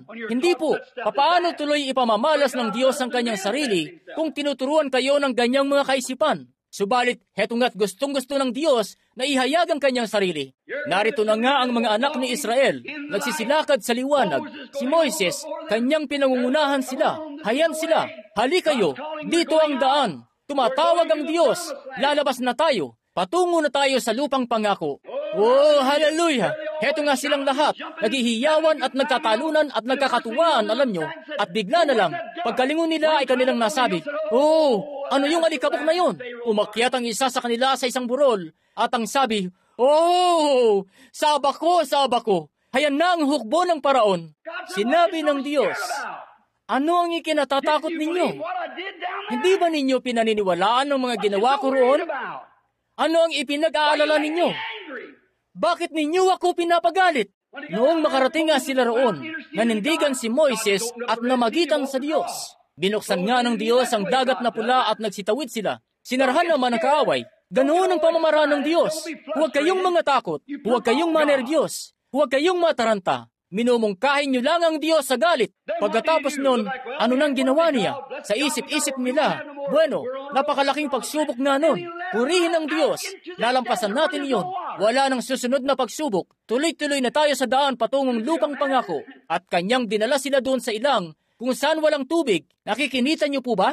Ang Diyos sa kanyang binanal na bayan, mga taong banal, dinala sila sa sitwasyong iyon na walang kawala. Saka sila inilabas mula sa sitwasyong yun. At dinala naman sila rito kung saan walang tubig. Gayong nagawa naman sana niyang dalhin sila sa ibang daan kung saan may tubig. Oo nga naman, maaari namang gumawa siya ng ilog na babagtasin ang kahabaan noon kung ninais niya. Nagawa sana niyang pabukalin ang bawat bundok sa galak para pabukalin pataas ang tubig ng 50 talampakan sa ere kung ninais niya. Siya nga, magagawa nga niya. Ngunit kung ginawa niya ang gayon, naging napakadali lang sana. Ang ganda! Purihin ang pangalan ng Panginoon. Bakit kaya hinayaan ng Diyos na mangyari ang ganito, kapatid na Branham? Bakit po hinayaan ng Diyos? Diyos ang may gawa nun. Hayaan niyo siya. Umusad lang kayo. Gawain niyo ng Diyos. Ang lakad ng matuwid ay itinatag ng Panginoon. Siya nga po, may magagawa ba kayo? Naubos na ang lahat ng pera ko, kapatid na Branham. Bueno, purihin ng Diyos pa rin. Ginawa ko naman ito, tapos ganito pang nangyari. Tinangay ng bagyo ang bahay ko. Purihin ng Diyos pa rin. Ang Panginoon ang nagbigay, ang Panginoon ang nag-alis. Purihin ang pangalan ng Panginoon. Basta magpatuloy lang sa pag-usad. Ang lahat ng ito ay sa kalwalhatian ng Diyos. Alam ng Diyos ang kanyang ginagawa. Minsan ay sa agwa, minsan ay sa baha, minsan ay sa pagsubok, ngunit sa tuwina ay sudugo. Sa ganong paraan niya tayo pinangungunahan. Tama yun. Naku, pakiramdam ko'y para bang nais kong huminto muna at sumigaw. Sa ganong paraan niya pinangungunahan ng kanyang minamahal na mga anak. Ramdam niyo ba? Ngayon, hindi ako isang psikologo. Pero daman niyo ba ang espiritong punong-puno ng pag-ibig na bumubuhos sa loob ng gusali sa mga oras na ito? Ano kaya kung magbukas ang ating mga mata sa mga sandaling ito at makita natin ang nangakatayo sa gilid ng mga dingding at sa buong kahabaan ng pasilyo rito? Si Eliseo, isang umaga, noong ang kasama niyang binatilyo ay sadyang napakabulag. Sabi ng binatilyo, tingnan mo ang mga taga-Syria sa ibaba roon. Sabi, subalit mas marami ang kasama natin. Sabi, wala naman akong nakikita. Sabi, Panginoon, buksan mo po ang mga mata ng binatilyong ito. Tumingin siya sa palibot ng matandang propeta. Sa buong palibot nga, umaapoy ang mga bundok at may mga kabayong apoy at mga karong apoy. Nakumbinsi nga siya noon.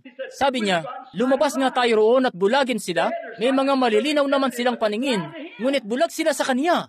Sabi, hinahanap ba ninyong lahat si Elias? Sabi, opo, Ginoo. Halika kayo, ipakikita ko sa inyo kung saan siya naroon. At siya naman na yun, na nangunguna sa kanila. Hindi nila alam yun. Ganoon din sa araw na ito. Naririto si Kristo. Naririto ang banal na Espiritu. Ginagawa ang siyaring mga bagay na noong paman ay ginagawa na niya. Pero bulag ang sanlibutan dito. Hindi nila ito nalalaman. Hindi ko alam ang tungkol diyan. Sabi kasi ni Pastor, kaawa-awat may hinang tao. Kita niyo ang ibig kong sabihin? Mga bulag sila rito. Hindi nila nalalaman ito. Ang Diyos ang nangunguna. Ngayon dumating sila doon sa ilang ng kasalanan. Walang katubig-tubig doon. Sadyang Diyos lang ang nagkakaloob ng lahat-lahat. At nakatagpo sila ng isang maliit na tubigan. Sabi nila, ito na yon. At hindi nga nila kayang tikman yon. Karimarim-marim nga. Naku, yun ay mas matindi pa kaysa sa 100% asupre. Kita nyo? Parang bugok na itlog. Ganon po. Naku, nakaririmarim nga. Lason yun. Ngayon, doon sa tinatawag na ilang ng kasalanan, tumutubo roon ng mailan-ilang mga puno ng palma, at doon sa tubigan, tumutubo ang mga palma. Pagkatapos ay sinabi ni Moises, huwag, sinabi ng Diyos, bakit nila ginagawa yan? Bakit ba nila ginagawa yan? Para saan at iminumungkahin nila ako sa galit? Bueno, kung ginawa ko lang nga yun noon doon, hindi ba ako makagagawa ng anuman sa kalagayan nyo ngayon? Kung naihango nga niya kayo mula sa isang sumpa ng karamdaman, hindi ba niya kayang maihango kayo mula sa isa pa? Nailabas nga niya kayo mula sa isang suliranin. Hindi ba niya kayang ilabas kayo sa isa pa? Purihin ng Diyos. Kung nailabas niya ako mula sa kasalanan, kaya nga niya akong ilabas mula sa libingan. Siya ay Diyos. May magiging iba ba? Basta magpatuloy lang kayo. Ituon nyo ang mga mata nyo sa Kanya. Sabi, kung nakaya ko ngang isara ang dagat na pula sa likuran nyo at lunurin ang mga taga-Ehipto, hindi ba naman ako makagagawa ng paraan para sa tubig na yan? Para sana pinapagalit niyo ako. Kawalan ng pananampalataya. Iminumungkahin niyo ako sa galit dahil sa kawalan niyo ng pananampalataya. Ngayon, ginamit dito ang salitang nangagkasala, namungkahi, nagawa. Ang dahilan kung bakit nagawa nila yon ay dahil sa kawalan nila ng pananampalataya. Hindi nga sila nagumpukan doon at nagpustahan sa dais, gano'n na nga. At kung anuman, hindi nila itinakas ang asawa ng iba at naglipa na roon at nagkalat ng mga kasinungalingan. Hindi nga yun ang ginagawa nila. At hindi nga naman kasalanan ng mga yon kung tutuusin. Ang mamuhay sa pangangalo niya ay hindi kasalanan. Ang paninigarilyo, pagmuya, paglalasing, pagsisugal, pagmumura, pagsasalita ng masama at iba pa. Hindi yan kasalanan. Yan ang mga katangian ng di pananampalataya. Ginagawa mo ang mga yan dahil sa kawalan mo ng pananampalataya. Kung isa kang mananampalataya, hindi mo gagawin ang mga yan. Yan nga ang dahilan kung bakit sinabi ni Jesus, ang dumirinig ng aking mga salita at sumasampalataya sa Kanya na nagsugo sa akin ay may buhay na walang hanggan. Hindi yung basta lang sinasabing nananampalataya raw siya, kundi totoo ngang nananampalataya. Kaya na nga, inaalis noon ang lahat ng naunang ebidensya laban sa inyo. Kita nyo? Ngayon, haya na nga. Hindi nga ang dumirinig ng aking mga salita at napapahiyaw. Hindi nga ang dumirinig ng aking mga salita at nagsasalita ng iba't ibang wika. Hindi nga ang dumirinig ng aking mga salita at may dugo sa kanyang kamay o sa kanyang mukha o ano paman. Hindi nga iyon. Ang dumirinig ng aking mga salita at sumasampalataya sa kanya na nagsugo sa akin ay may buhay na walang hanggan at hindi na mapapasok sa paghatol, kundi lumipat na mula sa kamatayan patungo sa buhay. Ano ang kasalanan? Ang kawalan ng pananampalataya. Maaring may lumitaw riyan at sa halip na magtungo mismo roon sa kasulatan para alamin kung ito'y totoo o hindi. Oo, sasabihin nyo, basta ako, ayoko. Kita nyo? Kayo riyan, patuloy lang. Magpapatuloy ako bilang Presbyterian. Gaya ng nakagawian ko na, kita nyo? Sige, magbulag-bulagan ka at iminumungkahi mo lang ang Diyos sa galit. Kapag gumagawa ang Diyos ng anumang bagay, inaasahan niyang mga hawakan dito ang bansa. Ngunit sa halip na ganoon, alam nyo kasi, hindi ako sigurado tungkol dito, kita nyo? Inaasahan niyang tatanggapin ito ng mga tao. Kung tunay nga kayong nababahala, uupuan nyo at saliksikin ang kasulatan. Saliksikin nyo nga ito at siyasatin ito pabalik-balik at tingnan nyo kung nagkaroon nga ito ng katuparan, kung inihula na nga itong maganap at ang iba pa. Saka nyo matatanggap ito. Amen. Ngayon pansinin nyo. Samantalang, ngayon kung inyong marinig ang kanyang tinig, huwag ninyong papagmatigasin ang inyong puso na gaya ng sa pamumungkahi nung iminungkahin nila ang Diyos na magalit sa kanila. Nakita nyo? Sapagkat sino-sino na pagkarinig sa ebanghelyong ipinangaral ni Moises ay namungkahi, ngunit hindi ba gayong lahat na nagsialis sa Ehipto sa pamamagitan ni Moises? Ilan ang nakakaalam kung ilang katao ang naligtas mula sa orihinal na grupong iyon na lumabas? Ilan? Dalawa nga. Tama. Ilan dito ang nakaalam ng kanilang mga pangalan? Tama yun. Sila Caleb at Josue, ang natirang dalawa mula sa higit 2 milyon. Pakinggan nyo ito. At kanyang, sa 17 talata po, at sino-sino ang kanyang kinagalitan ng 40 taon dahil sa kawalan ng pananampalataya? Hindi ba gayaong nangagkasala? Hindi nanampalataya. Kunin nyo ang diksyonaryo at alamin nyo kung ano ang kahulugan ng kasalanan. Kunin nyo ang diksyonaryo ng Biblia. Ito'y di pananampalataya. Ang di pananampalataya ay kasalanan. Ang hindi sumasampalataya ay hinatulan na. San Juan 4. Kita nyo? Hinatulan na. Na ang kanilang mga katawan ay nangabuwal sa ilang at sa kani-kanino isinumpa niyang hindi makapapasok sa kanyang kapahingahan. Ang hindi nyo nga pagsampalataya. Parang hindi na yata ako makatutungo pa sa kabanata ko rito. Ngunit tingnan nyo, ganyan nga ang nangyayari sa bansang ito sa panahong ito. Dumaan na ang mga tanda at mga kababalaghan sa buong bansa. Pero ano ang ginagawa nila? Patuloy na tinatalikuran nila ito. At ang sabi niya, tunay na hindi ko sila hahayaang makapasok sa lupaing inumpisahan nilang puntahan.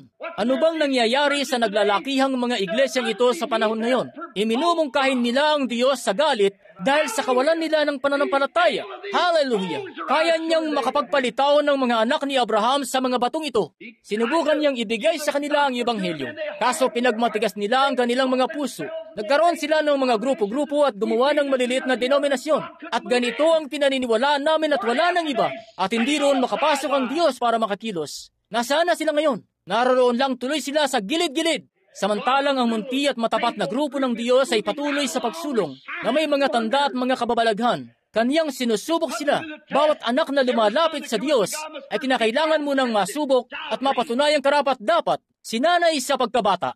Pero minsan ganito ang nangyayari. Bueno, marahil wala namang halaga yun. Baka nga, isa kang anak sa labas kung ganon at hindi anak ng Diyos. Sapagkat ang isang anak ng Diyos ay binhi ni Abraham na tinatawag ang mga bagay na hindi pa hayag na tila hayag na. Ganoon ang sabi ng Diyos at patuloy iyong kikilos. Amen. Kahit ano pang sabihin ng kahit sino o may masabi man sa kanila na iba, patuloy pa rin sila. Kahit ano pang mangyari, ganoon ang sabi ng Diyos. 25 taon niyang hinintay ang anak na yon. Kahit gaano pang kaimposible nun. At ibinukod nga niya ang kanyang sarili mula sa mga hindi nananampalataya. Amen. Upang makapanampalataya siya. Ang ganda. Ako nga'y lubos na napupuspos. Isipin niyo yun. Kinakailangan niyo ngang ihiwalay ang sarili sa dogmang yan ng sanlibutan. Ang mga araw ng himala ay lipas na. Walang bagay na ganyan. Pagkapanatiko lang yan. Ihiwalay niyo riyan ang inyong sarili. Sabi ng Biblia, magsialis kayo sa kanila at magsihiwalay kayo, sabi ng Panginoon, at kayo'y aking tatanggapin. Tunay na napakadakila. Tatanggapin ko kayo pagkatapos ninyong ihiwalay ang inyong sarili. Kayo'y magiging mga anak ko. Ako'y magiging inyong Diyos. Ihiwalay ninyo ang inyong sarili. Huwag kayong makipamatok sa mga di nagsisampalataya. Siya nga, may binatang magpapakasal. Mag-aasawa siya ng dalagang di mananampalataya. O may isang dalaga namang mag-aasawa ng binatang di mananampalataya. Huwag niyong gawin yan. Wala akong pakialam kahit gaano pa yung kagwapo at gaano pa yung kaganda at gaano pang kapungay ng kanyang mga mata.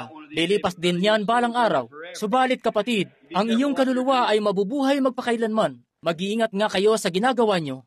Kung ang dalagang yan ay hindi tunay na mananampalataya o ang binatang yan ay hindi tunay na mananampalataya, huwag kayong makikipamatok na gaya nun. Lumayo kayo sa ganoon. Magsasanhi ito sa inyo ng kaguluhan sa inaharap. Ngayon pakinggan nyo. 17 talata, at sino-sino ang kanyang kinagalitan niyang 40 taon? Hindi ba gayong nangagkasala na ang kanilang mga katawan ay nangabuwal sa ilang? Sa kani-kanino isinumpa niyang hindi makapapasok sa kanyang kapahingahan.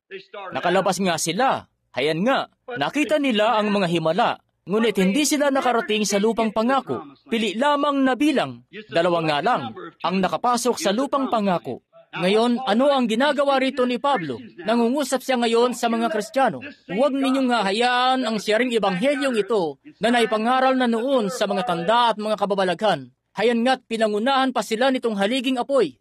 Kapag maganap na naman ang mga bagay na ito, huwag nawa kayong mauhulog sa tabi ng daan dahil sa kawalan ng pananampalataya at magtutuloy kayo sa pagdududa sapagkat nangabuwal ang kanilang mga katawan sa ilang. Ngayon, malapit na tayo.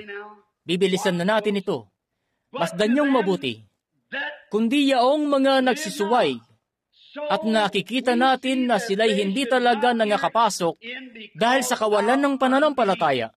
Tinawag niya itong kasalanan kanina. Tinawag niya naman itong kawalan ng pananampalataya ng sumunod. Ang kawalan ng pananampalataya ay kasalanan. Sila'y hindi nangakapasok dahil sa kawalan ng pananampalataya. Nasaksihan nga nila ang propetang iyon, si Moises. Nakita nila ang ginawa niya. Nakita ang sinabi niya. Totoong lahat ang sinabi sa tuwina. Kumilos yon sa katotohanan. Lumilitaw pa nga ang haliging apoy sa harapan nila. Pinagmasdan pa nga nila ito. Nasaksihan nila ito. Si Pablo, sinikap niyang isulat, hindi agad-agad maisulat dito, ang karanasang yon na napagdaanan niya. Kita nyo? Sinikap niyang iugnay ang karanasang yon. Itinipon niya ito sa lumang tipan. Sabi niya, ngayon pumasok na tayo sa isang bagong bagay, dito sa bagong dispensasyon, sa pamamagitan ni Yesus Kristo. Nang unang panahon, nagpakita ang Panginoon sa kanila sa pamamagitan ng mga propeta. Subalit sa panahon ngayon, siya ay sa pamamagitan na ng kanyang anak, si Jesus. Kita nyo? At itinipo nga niya ang mga karanasan at ipinakita sa kanila kung ano ang nagaganap. Hayan nga ang mga tanda at kababalaghan at ang lahat at kung ano ang nakasulat. Ngayon sinabi niya, sila'y hindi nakapasok dahil sa kawalan nila ng pananampalataya. Hindi sila nanampalataya. Ngunit ngayon, tayo nga'y pumasok na sa isang dispensasyon at huwag nyo ngang papagmatigasin ang inyong puso. Huwag kayong kikilos na kagaya ng ginawa nila noong mga araw ng pamumungkahi, noong iminungkahi nila ang Diyos sa galit. Paano nila nagawa yon? Hindi nga sa immoral na pamumuhay. Hayaan niyong idiin ko ito sa inyo. Sasabihin niyo, kapatid na Branham, nagsisimba po ako. Maganda yan. Hindi po ako nagsinungaling kailanman sa buhay ko. Ayos yan. Hindi ako nagnakaw kailanman. Hindi ko ginawa ang ganito, ganoon o ang iba pa. Napakainam nun. Mabuting lahat yan. Ngunit hindi pa rin yan ang kasalanan. Ang kasalanan ay kapag nagpakita na ang Diyos mismo at hindi niyo ito sinampalatayanan kapag ayaw niyong makinig dito. O sasabihin nyo, hindi naman yan itinuturo ng aking simbahan. Hanggat itinuturo ito ng Biblia at pinatutunayan ito ng Diyos, wala nang mas hahalaga pa rito. Ngayon, masdan nyo itong maigi pansumandali. Ngayon, magsisimula na tayo ngayon sa isang bagay na totoong malalim. Ngayon, isantabi nyo muna ang inyong sariling diwa sa bulsa ng inyong tsaleko hanggang sa makalabas kayo. Ngayon, pagmasdan niyong mabuti. Mga takot nga tayo, yamang may iniwang pangako na makapasok sa kanyan na lalaki, sa kanyan na babae. Huwag marito sa mga panghalip na panao. At ano nga, baka sakaling sino man sa inyo ay maging tulad sa di nakaabot niyon.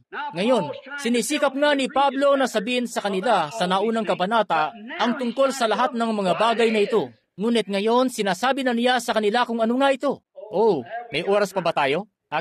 Marahil mas mainam na maghintay na lang tayo hanggang mamayang gabi, tanghali na kasi, at magdadaos pa tayo ng gawaing pananalangin. Marahil mas mabuting talakayin natin ito mamayang gabi, pagkat ito nga'y talagang siksik sa bitamina, espiritual na bitamina. Marami pang ang dapat gawin, kaya magiging abala ko niyan mamayang hapon. Tayo nga'y mga takot nga tayo, yamang may pangako. Ngayon, may ipinangako ba sa kanilang lupang pangako nung nasa Ehipto sila? At noong nanaog ang Diyos upang gawing realidad ang pangakong ito, aba, sinabi na ng Diyos kay Abraham, daang taon bago pa, nagagawin nga niya yun. Nakabatay iyon sa kasulatan. Sinabi ni Joseph, huwag ninyong gagalawin ang aking mga buto mula rito hanggang makaparoon na kayo sa lupang pangakong iyon at ilibing ninyo ako roon kasama ng aking mga ninuno. Dahil alam niyang darating ang pagkabuhay na maguli kapag bumangon si Jesus mula sa mga patay, pagkat alam niya kung ano ang sinabi ni Hope. Kita niyo, ang bawat isa sa kanila ay mga propeta at nalalaman nila kung ano ang sabi ng iba pang propeta. At alam nga nila na iisa ang kanilang espiritu at binabantayan nila yon. Oh, kapatid, tiyak na yayanigin kayo nito palabas dyan sa makasanlibutan ninyong kalagayan. Nakatuon ang kanilang mga mata, hindi sa kung ano ang sinasabi ng mga tao, bagkus sa kung ano ang sinabi nila ng mga propeta. Ang bawat isa sa kanila ay maingat na nagmamatsyag. Sinabi ni Abraham, ilibing ninyo ako rito sa mismong lugar kung saan inilibing si Job. Sabi, Sarah, bibili ako ng kapirasong lupa. Ililibing tayo rito sa mismong lugar na ito. Si Isaac ay isa ring propeta, gaya ng kanyang ama. Sabi, makinig kayo, huwag ninyo akong ililibing sa anumang ibang dako.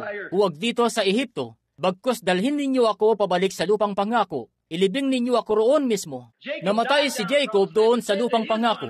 Ngunit sinabi pa rin niya sa kanyang anak na isa ring propeta, sabi, alam mo, isang gabi, hinipo ako ng anghel sa tagiliran. Mula noon, lumakad na akong papilay-pilay. Halika, ilagay mo ang iyong kamay.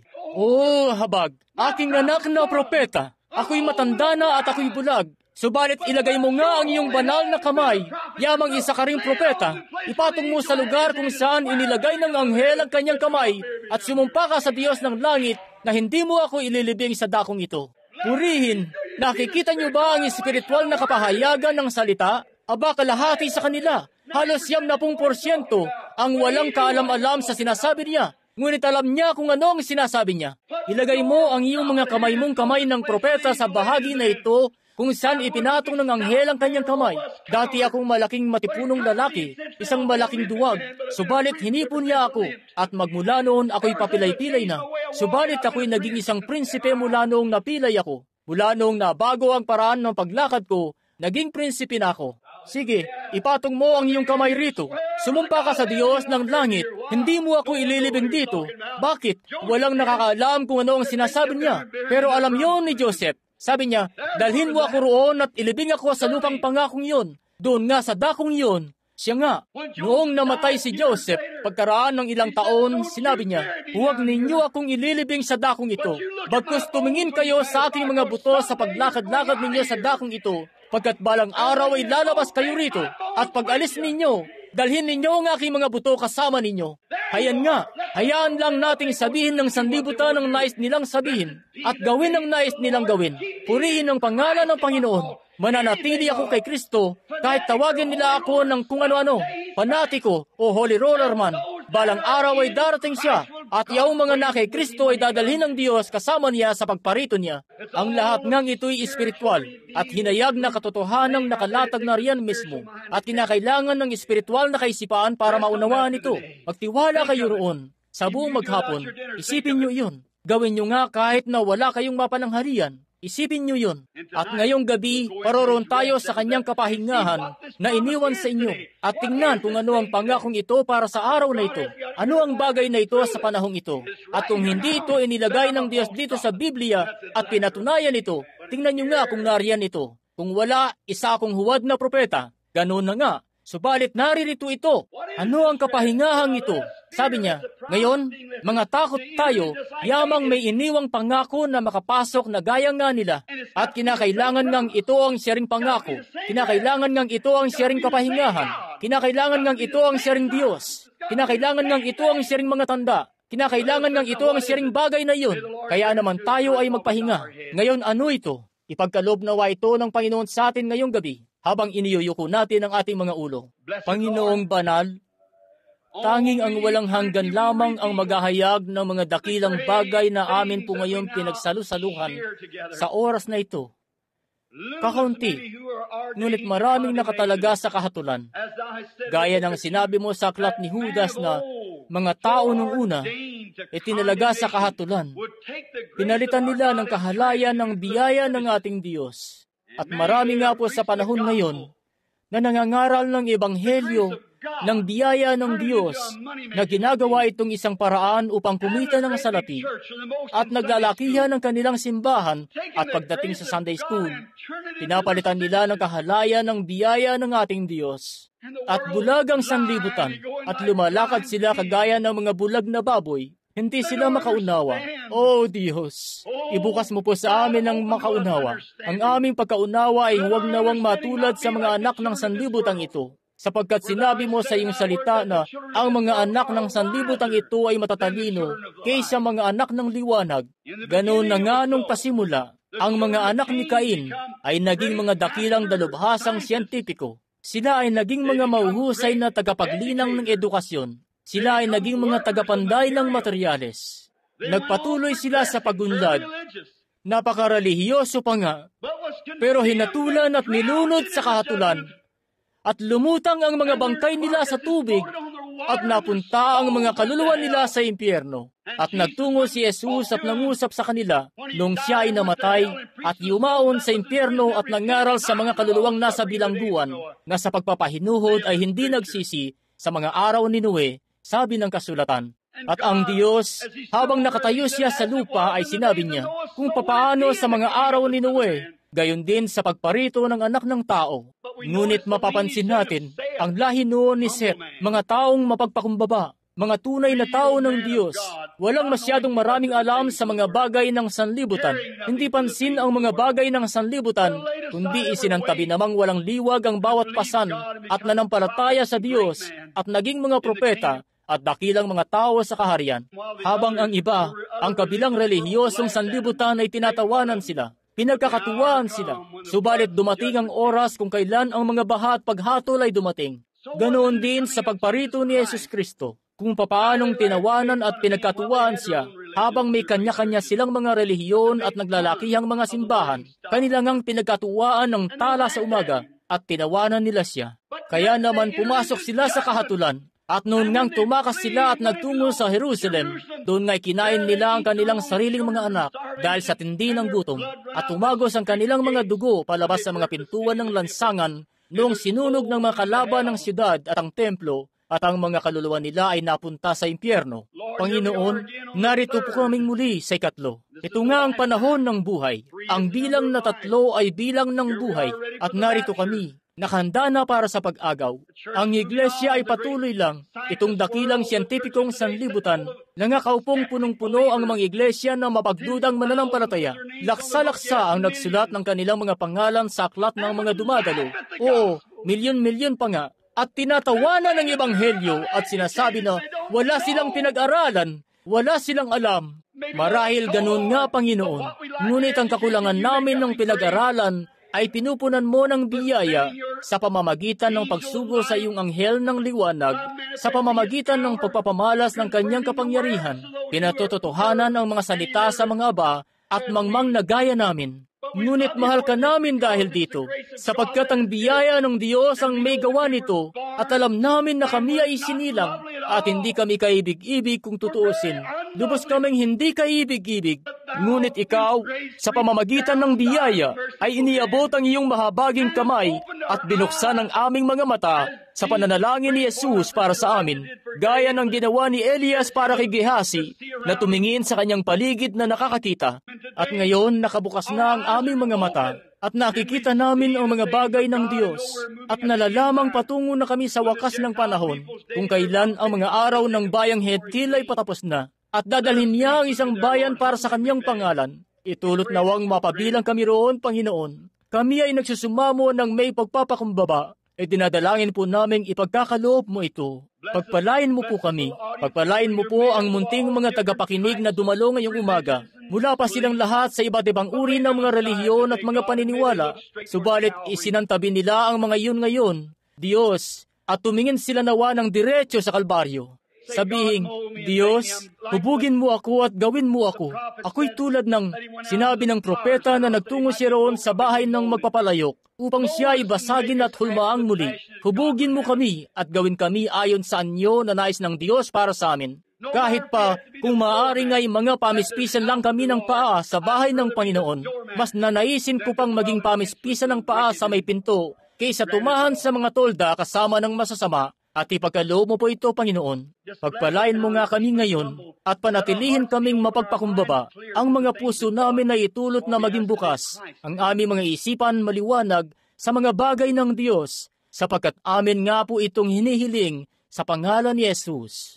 Habang nakayuko ang ating mga ulo, meron po kayang isang nagnanais na maalala sa isang salita ng panalangin para sa iyong kaligtasan ng iyong kaluluwa. Maaari mo bang itaas ang iyong kamay at ikaw nga'y makasalanan? Pagpalain ka ng Diyos, batang lalaki. Meron pa ba? Pagpalain ka ng Diyos, diyan sa likod, Ginoo. Pagpalain ka ng Diyos, Bini-Bini.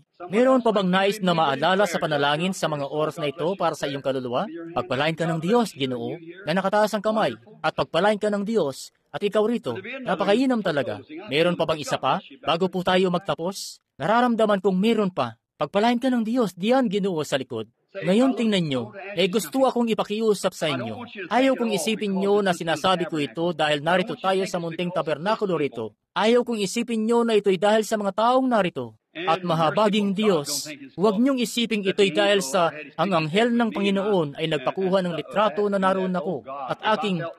At dahil nga sa mga bagay na iyan, kaya nasasabi ko ito, Oh Diyos, kung ganoon ang naging pakiramdam ko, kung gayon kapatid, kailangan kong dumulog sa may altar sa halip na makapangusap sa inyo. Akin lamang sinasabi ito sa pamamagitan ng kasulatan upang inyong makita na ito ang katotohanan. Kung sinabi ko ito, at yun lang ang mga dahilan at nasabi ko ito, mangyaring gaya lang ng sino mang iba pang mga ngaral, o kung sino pa riyan, o kahit sino, bueno, kung gayon, ito nga'y magiging iba.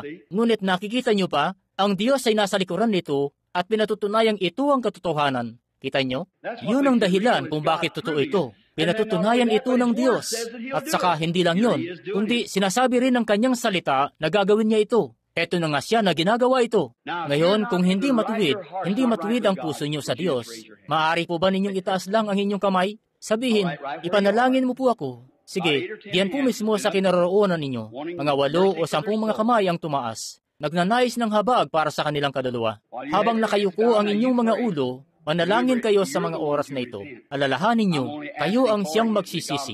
Umihiling lang ako para sa inyo na mahabag ang Diyos. Ngunit nariyan nga ang altar. Dinala kayo ng Diyos sa isang dako sa inyong isipan. Yan ang altar. Naniniwala tayo sa pagdulog sa altar. Tunay nga. Ngunit hindi yun. Ayos lang naman yun. Subalit ang tunay ninyong altar ay kung saan kayo kinatagpo ng Diyos. At kinatagpo niya kayo mismo sa kinaroroonan ninyo. Yan ang inyong altar. Ngayon sabihin niyo, Diyos, mahabag ka po sa akin na isang makasalanan at mula sa araw na ito, sa iyo pong tulong, mabubuhay ako para sa iyo. Aking paglilingkuran ka. Hindi ko isipin kung ano man ang sabihin ng sino-sino. Narito akong dumudulog sa umagang ito.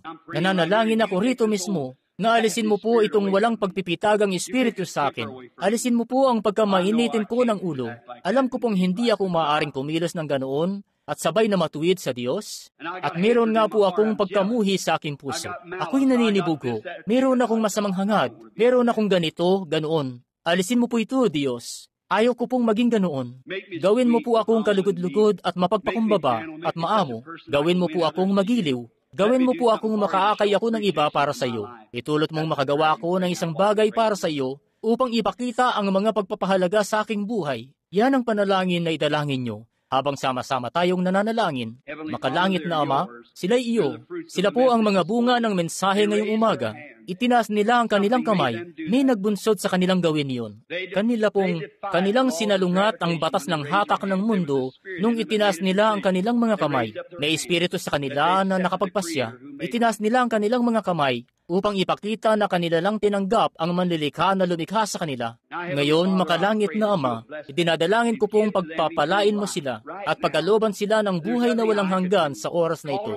Wala akong magagawa. Tawagan sila marahil sa may altar, ilagay sila sa isang karagdagang silid, gawin ang mga bagay na ito. Ito nga'y kung ipahintulot mo lamang, Panginoon. Wala na kaming magagawa maliban sa ipangaral ang salita.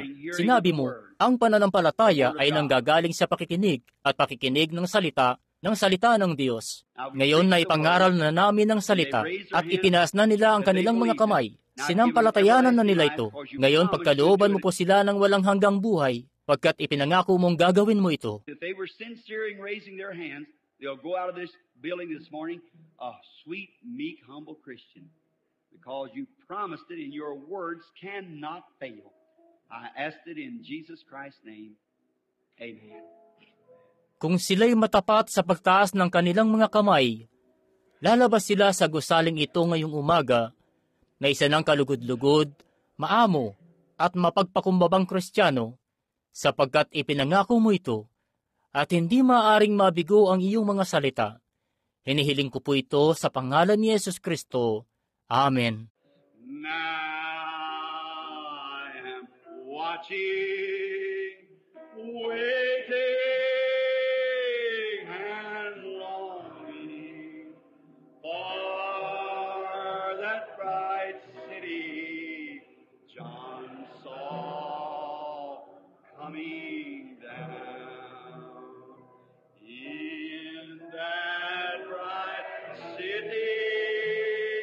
Sumamba tayo ngayon.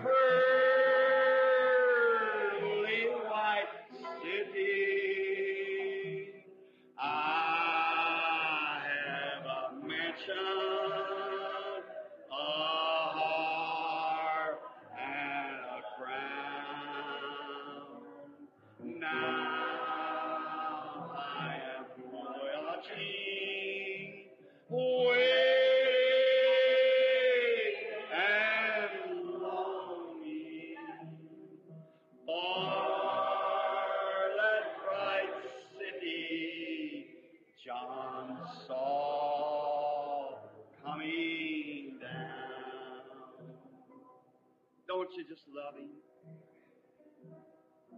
The message is over now. This is worship. We don't come to church just to hear a message. We come to worship. Just forget the person next to you. Just worship Him. Hindi ba talagang iniibig niyo siya? Tapos na tayo rito sa mensahe sa oras na ito. Narito na tayo sa pagsamba. Hindi tayo nagsisimba para lang makinig sa isang mensahe. Pumupunta tayo para sumamba. Kalimutan niyo nga ang katabi niyo. Basta't sambahin niyo siya. Oh, napakaganda, napakainam. Sabihin lamang sa Kanya sa inyong, hindi niyo kailangang sabihin sa Kanya ng malakas. Sabihin lang sa Kanya sa inyong puso, mahal kita, Panginoon. Patawarin mo po ako sa aking kasalanan. Oh, kay ganda.